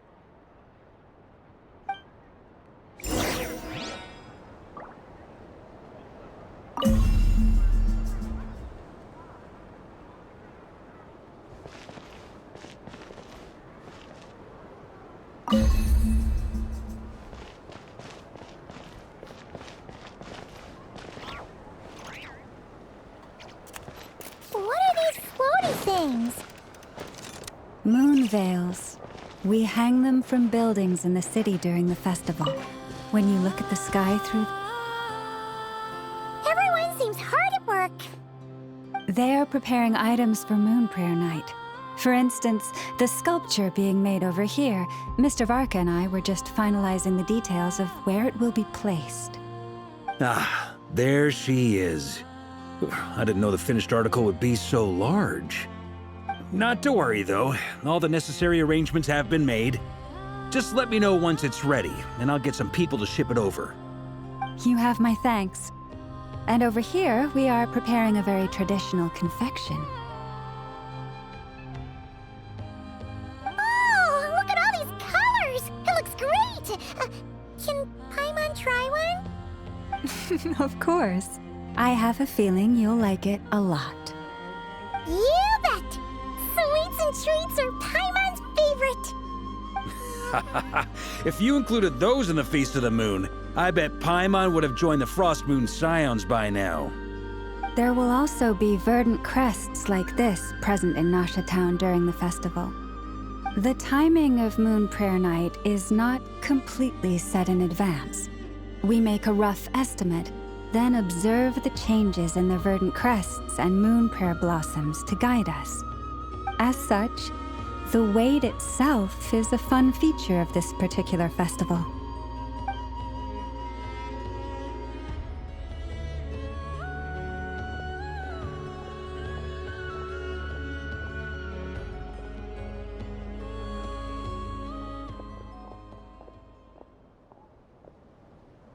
Let's talk here.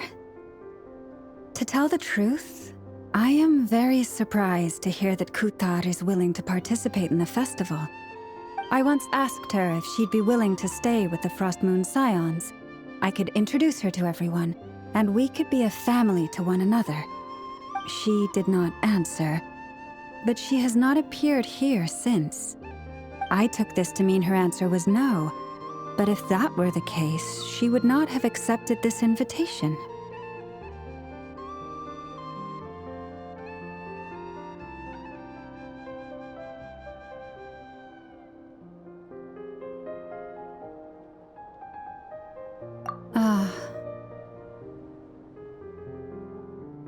I see. Maybe she is right. Maybe the Frost Moon Scions of today no longer need a moon goddess. But my wish was not for her to come here and be worshipped as a deity. I simply wanted to offer her a place to stay. I'm sure she believes that showing herself here might invite Fatui intervention, and as such, she does not wish to cause us trouble. But what really pains me about all this is that this is her birthplace. She ought to belong here, yet no one has been able to grant her shelter. I think I'm qualified to weigh in here. When someone's about to depart on a long trip, what they need is blessings, not burdens. We should wish her the best, not make the journey harder than it already is. Anyway, she's agreed to attend, hasn't she? All we need to do is simply respect her decision. I see your point. Yes, she will soon depart after all. Our job is to leave her with some happy memories. Besides, who's to say her journey to the moon is a one-way trip? It's not like she can't come back and visit if she wants, right? Paimon agrees wholeheartedly. Festivals are all about having fun, so let's keep it simple. All right, I'm gonna head back to Nasha Town soon. Wanna come with? I'm guessing you have some other folks to visit there. Sure thing, let's go! Bye for now, Wilma! Thank you all. Goodbye.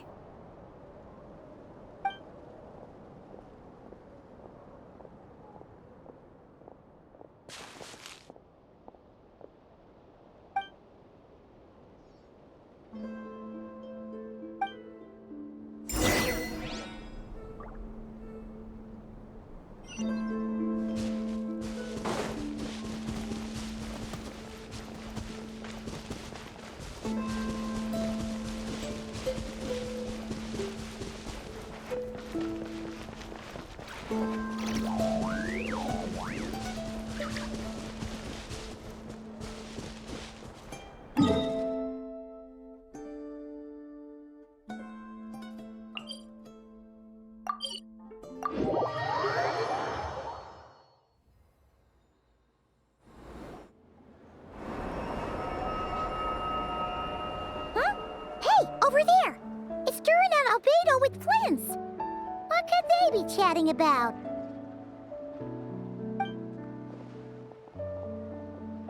Your guess is as good as mine. Ah, Grand Master. and the Traveler in Paimon. Hello there. It's been a while. Perfect. We have some new volunteers for our investigation. Wait, let me guess. The righteous Lightkeepers are finally ready to hunt down the Abyssal Dragon? Haha. Yes, that too. Yeah, right. Oh, wait. Why does everyone keep saying that too? Well, to be precise, the facts match, but not the causality. Wait, so I guessed right? Half right. Don't act so impressed with yourself. Maybe I can explain. We ran into Mr. Flint's north of Nasha Town. At that time, we just noticed a few abyssal creatures out in the wild, but the strange thing was, I didn't detect any traces of abyssal energy on them at all. On closer inspection, we realized that they were not real monsters, but something akin to reflections in the water, or perhaps a mirage. Huh? What do you mean? Like, you could see them but not touch them? Exactly. It was very peculiar. They roared and tried to attack us, but we could not make any physical contact with them. I think I've heard of things like that happening in Notcry before, but I don't know much about it. Yes, it's a known phenomenon. Mirage-like illusions tend to appear in Notcry in the run-up to Moonprayer Night. From a distance, they appear quite real. I myself thought that Misters Durin and Albedo were locked in battle with abyssal monsters when I first arrived. But after sharing intel and investigating a little further, we can confirm that these illusions are harmless. There is no great cause for concern.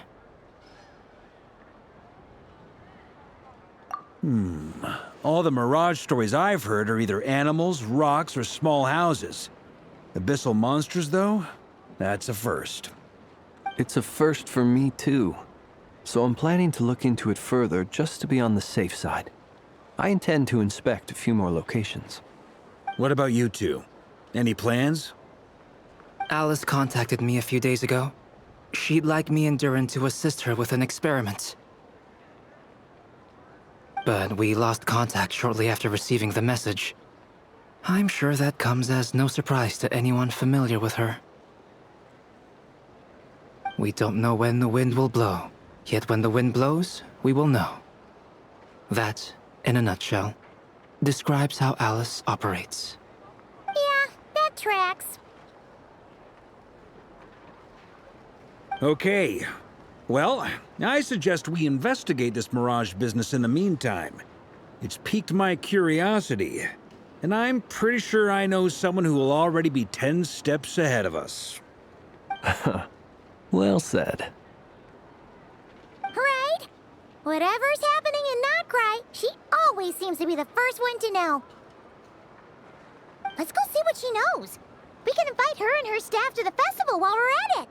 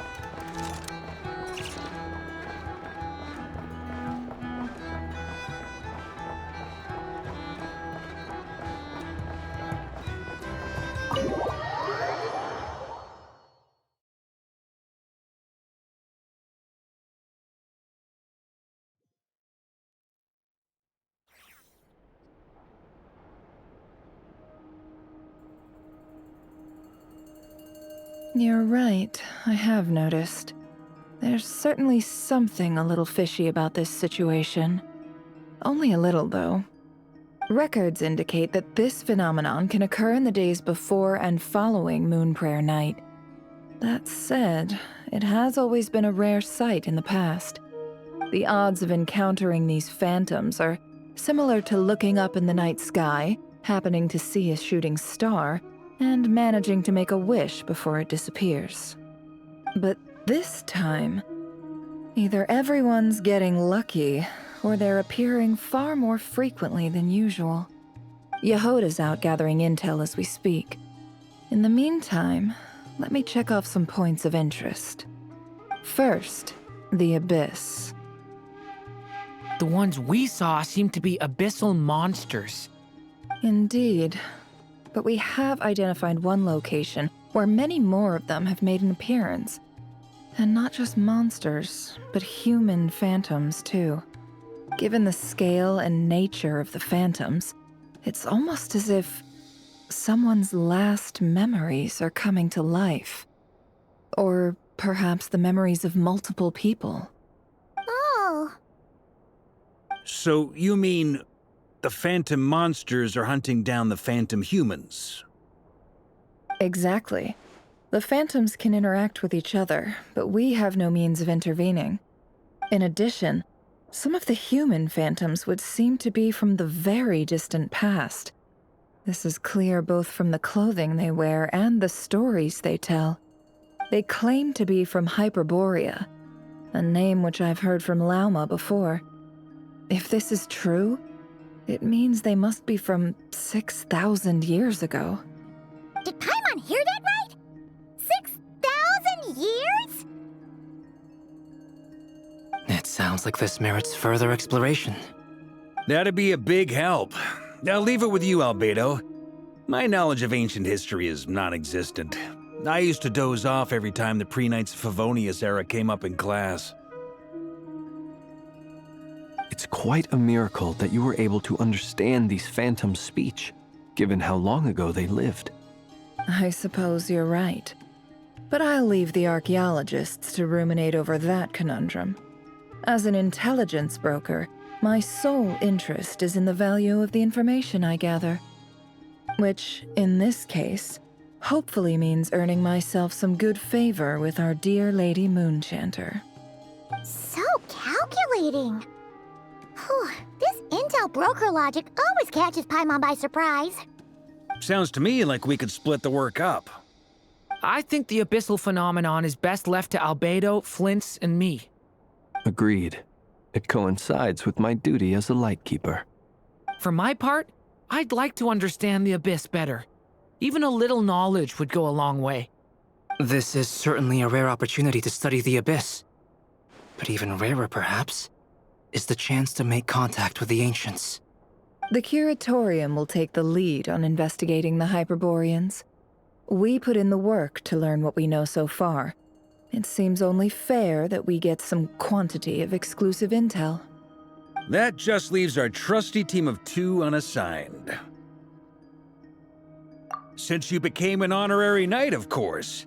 This was part of my grand plan all along. Ha ha ha! Oh yeah! By the way, we managed to convince Columbina to come to the Moon Prayer Night celebrations. Would you and Yehoda like to join too? She agreed to that? Huh. Quite an achievement. Never underestimate the traveler, I guess. I'd be happy to join. No point shutting myself inside when the streets are all decked out. I doubt any clients will be visiting during the festival in any case. And Yehoda loves a party, so I'm sure she'll jump at the opportunity. No. No. No. No. No. No. No. No. No. Way to contradict me in front of... Wait. No, that's not what I have bad news, boss.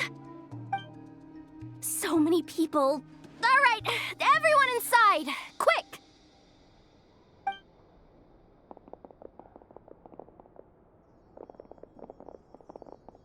This is gonna sound crazy, but hear me out. I saw one of those phantoms at Star Sand Shoal, and it was some sort of flying ship. Like a spaceship? That's gotta be the one you came to Tibet in. You said you saw the same thing through the moon marrow, right? Huh? I thought I was gonna blow people's minds. Turns out I'm the last to find out. Wait, back up. You came here in a spaceship? Now my mind is blown! What's it like on the inside? Was it like flying through space? I want to know everything! Yep, exactly. Huge discovery. You're the best. Second best intel broker in the world. After your boss, of course. Wow. Really? Well, I don't know if I'm all that, but... I guess that decides where we're heading next. Come on, don't look at me like that. I know the spaceship doesn't have anything to do with me, but you don't want to leave me as the only one twiddling my thumbs, do you? Please? Fair enough. You can tag along. In that case, let's meet back here to discuss our findings once we're done. I wish everyone a productive investigation. You too.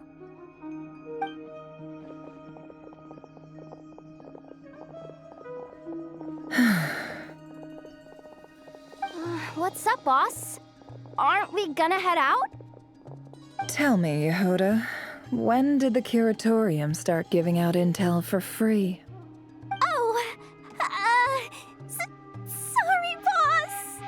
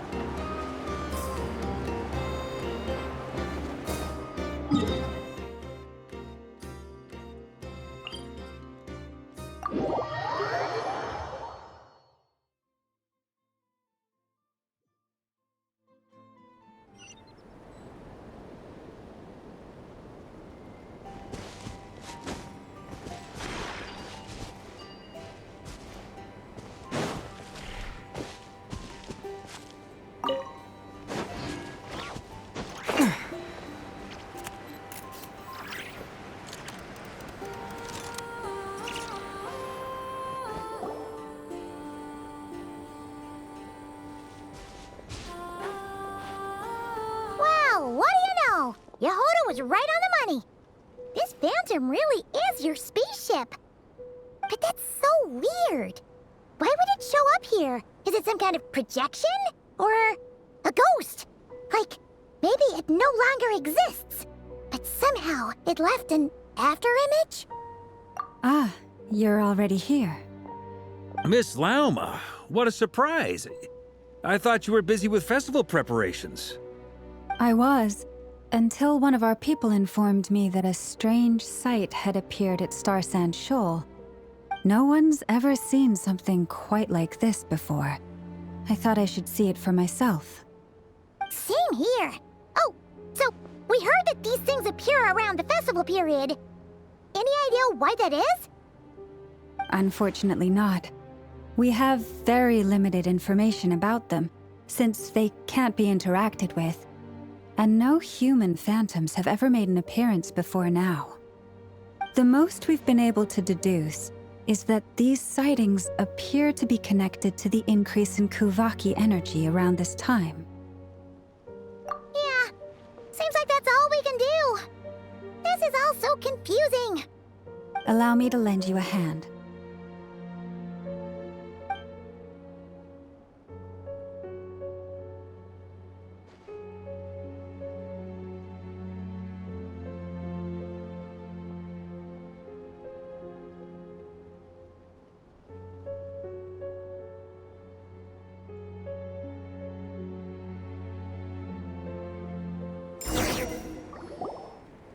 Everyone, our friend here should be able to provide us with some information. Is that a phantom rhymehorn deer? I've heard about how the Frost Moon Scions live in harmony with the animals and can even communicate with them. That's coming in handy now, for sure. Okay. Yes, I understand. Then how about this?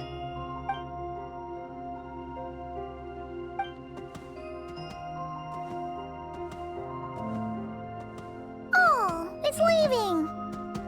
It appears to share our curiosity about this giant spaceship, so I asked it if it wouldn't mind investigating along with some friends. In return, I told it about some nearby spots where the wild fruit grows abundantly. We may live in a different era from these phantoms, but I trust that the terrain, climate, and ecology here are more resistant to the effects of time than some things are. Let's give them a moment and hope for the best.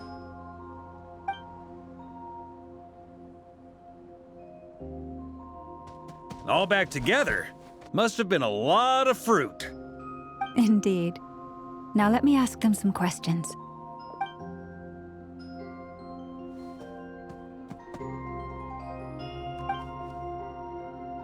It did find a lot of wild fruit, enough for them to feast for a long while.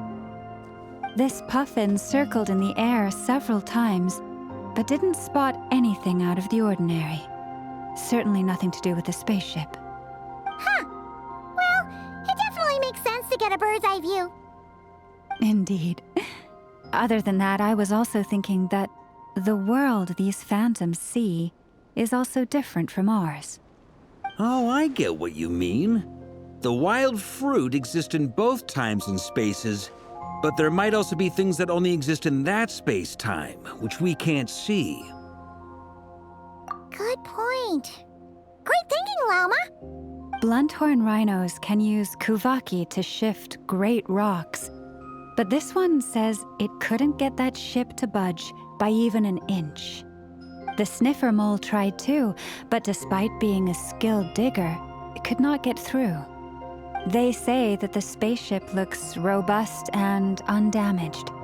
It seems completely impervious to any and all attacks. Whatever lies within is well defended from harm. So, just like us humans, there was nothing they could do about this spaceship either. Yes, still, they deserve our thanks. We are grateful for all your efforts, dear friends. Now go, and enjoy your feast. I've noticed some other human phantoms gathered nearby. Come on, let's go talk to them.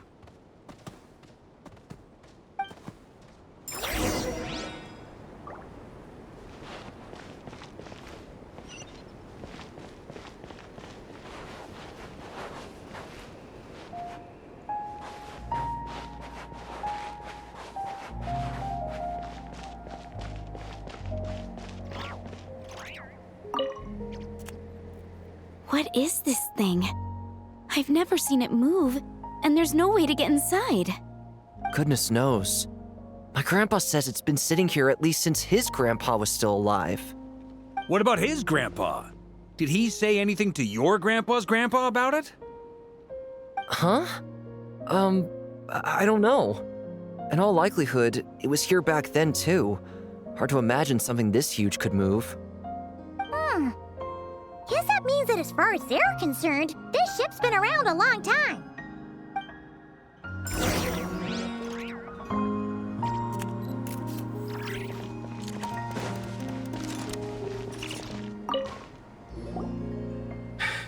Come on, brothers. If we can get even a small chunk off of this thing, it's gotta be worth a fortune. Today is the day we strike it rich. Huh? You mean Paimon? Yes, brother, I shall join you. Let's make our fortune. We should go with them. What the? This thing is crazy tough. I can't even scratch it. What's it made of? Sorry, brother. Looks like we'll have to seek our fortunes elsewhere. Enjoying yourself? I was just seeing if I could influence this phantom's perception by playing. But nope, no dice.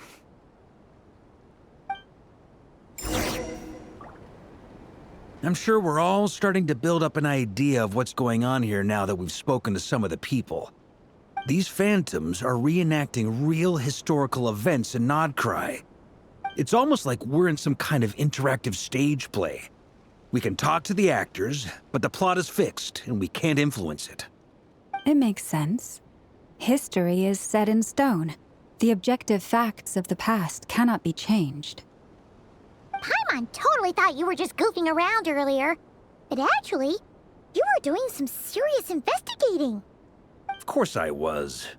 Anyway, at this point, I think we're forced to conclude that although the Phantom spaceship is right there in front of us, we aren't going to learn much about it from these people.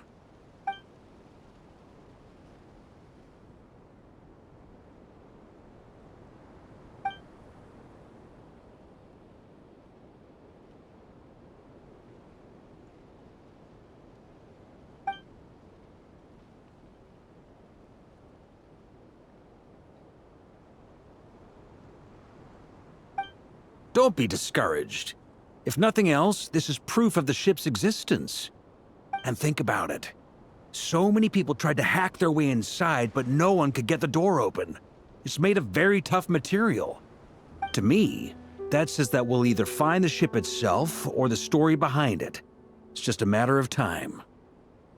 Huh. Every now and then, when Varka gets serious, he actually does seem like Grandmaster material for once. I wonder how the others are doing. Let's head back for now. Sounds good. Also, drinks are on me if Team Knights of Favonius is the first to finish. Wait, we have a team name now? Am I in Team Knights of Favonius as well? You're very welcome to join. We've even got a cathedral ready for you. Isn't that technically blasphemy? You wouldn't dare make a joke like that if Barbados was in earshot. Nah, I'm sure Barbados doesn't mind a little harmless blasphemy once in a while.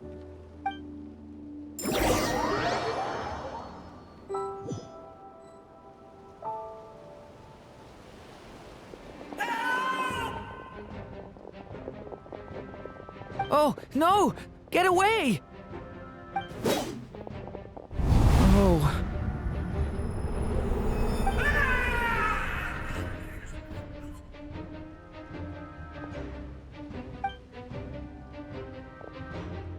I know it's hard to stomach, Mr. Duran.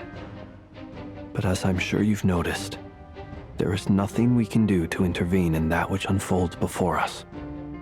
But we have to at least try. And try you have. But are you aware of how many unsuccessful attempts you've made now? I wasn't keeping count. I'm afraid this is the 39th failure so far. Or the 5th if we're only counting this particular victim. There are no indications that these phantoms may be altered in any way.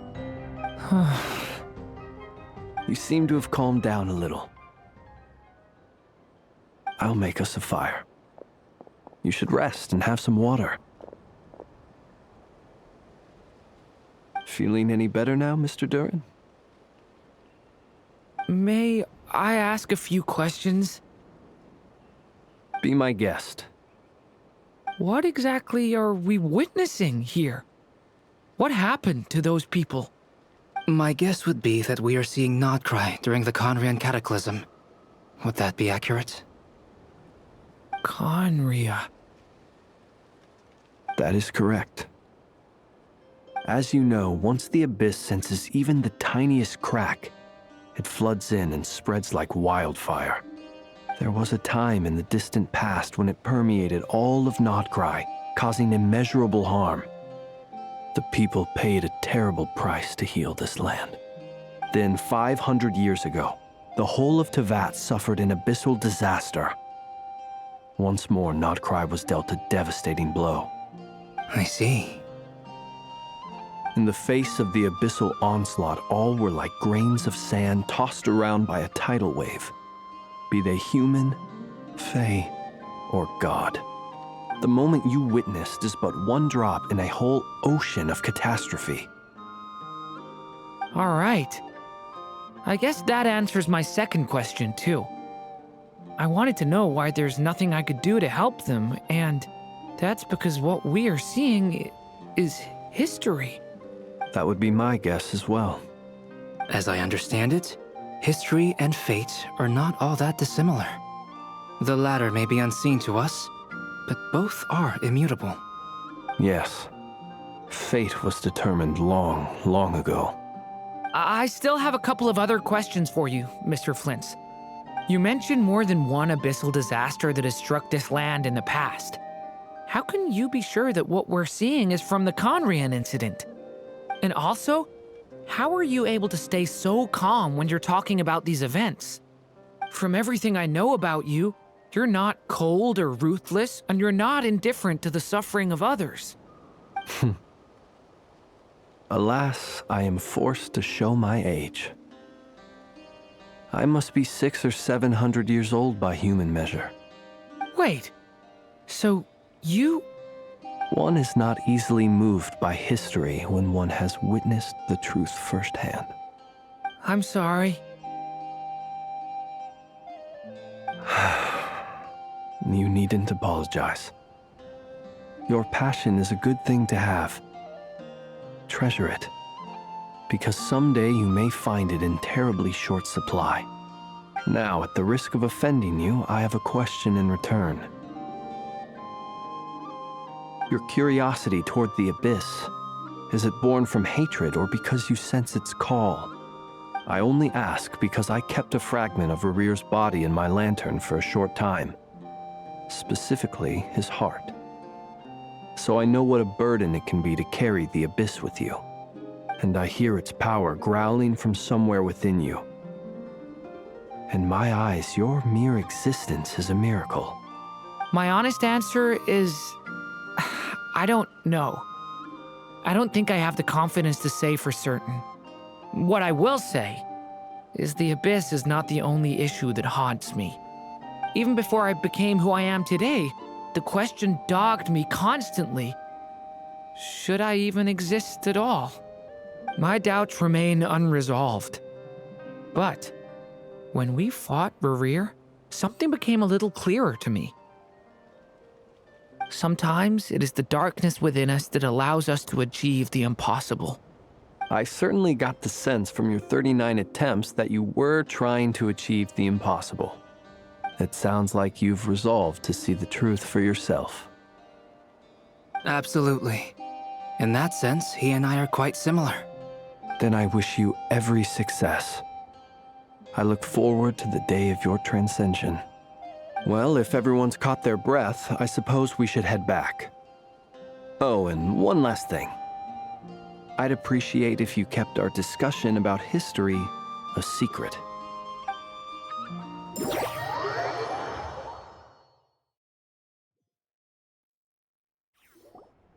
Incredibly, our separate investigations led us all to the same conclusion. Hooray for consensus! Yeah, but we barely learned anything, though. I totally thought this would be the mother lode. Talking with the ancients? I mean, come on! But nope. All we got was useless snippets of conversation. And all this stuff about moons and hyperopia. What a load of baloney. Seems like people back then had a few screws loose. I understand your frustration. We found the same issue. Each phantom only showed a very brief moment in time. There isn't much value to be found in these miscellaneous fragments of a civilization's history, no matter how glorious it may have been. If there's a silver lining, it's that these phantoms are harmless to the present reality. They shouldn't get in the way of the festivities. Paimon agrees. And not just because it's the first thing she understood in this whole conversation. You look disappointed, Nefer. Is something the matter? What do you think? We all worked our tails off, but the only one to gain anything from it was you, Lady Moonjanter. Well, please do share the Hyperborean records with me. I will gladly inscribe them in our people's documents. Oh, duh! Yeah! That was it! Hyperborea! Hyperborea. I'm serious. Only an expert in the Frostmoon Scions and their history can turn these records into valuable research material. The alternative is to let them gather dust on the curatorium's storage shelves until the pages turn yellow. Nefer, you're wise enough to know that cooperating and sharing the profits is the best course of action here. Well, that goes without saying. Sure, let's do that. Huh? But didn't you say we aren't supposed to give out intel for free? Sorry. Shutting up. Now is not a good time to push Nefer's buttons. Anyway, back to Moon Prayer Night. I'm thinking that we should prepare something a little special, aside from the usual decorations and so on. You mean a parting gift? Can't go wrong with food. Although, does food go bad on the moon? Perhaps a lantern would be a better choice. It might be dark up there. It could prove difficult to light a lantern on the moon. Magical stones might serve that purpose better. What about a clockwork mecha model from Fontaine? I've got a whole bunch at home. I use them for fighting practice in my free time. None of these sound like things she would be even remotely interested in. But we don't interact with her enough to know what she likes. Yeah. It would really save us the guesswork if someone could find out what she's into. Wait, what the? Traveler? They're all looking at you. Great! Haha, problem solved. Now, I need to stop by Dory's. Gonna need her help sourcing a bunch of stuff for the festival. Then let's leave it there for now. We all have our own business to attend to. Traveler, if you find out what Kutar likes, let us know right away.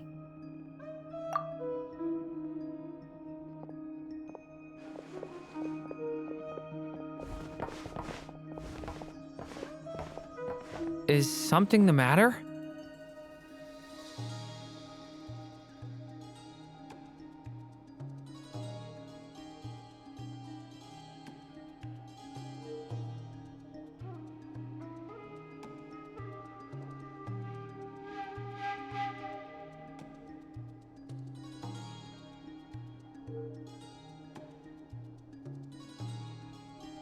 I'm fine. It's just... I'm still feeling a little rattled after witnessing the horrors of the Abyss. But it's okay. This is something I have to work through. I'll be all right. Thanks for your concern. Well, don't put too much pressure on yourself. If you ever feel like something's wrong, physically or mentally, we're here to talk. Come on. Stop treating me like a kid.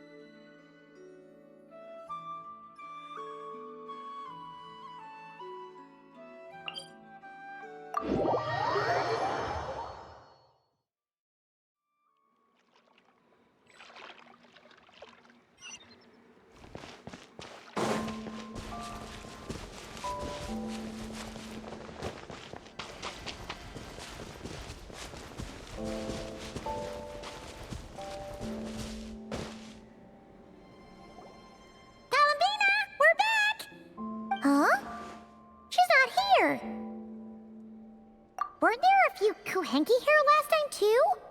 Where did they all go? Walkies? For Kuhenki? You're not pets, you know.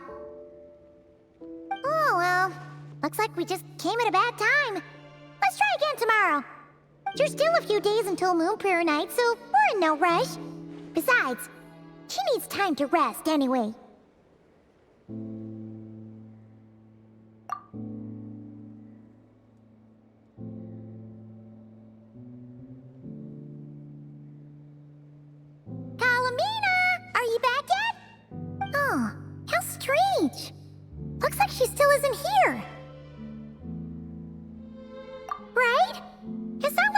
spend so much time outside, especially since she's worried about attracting unwanted attention. What about Luonatar? Luonatar, you there? Hey! Do you know where Columbina went? Sorry, didn't understand. But if you know where she is, could you take us to her? Yeah, that's even stranger. What about him? Oh, that's not good news. They change color when Columbina gets weaker, right? And they look super pale right now. Good idea. She might know what's happening.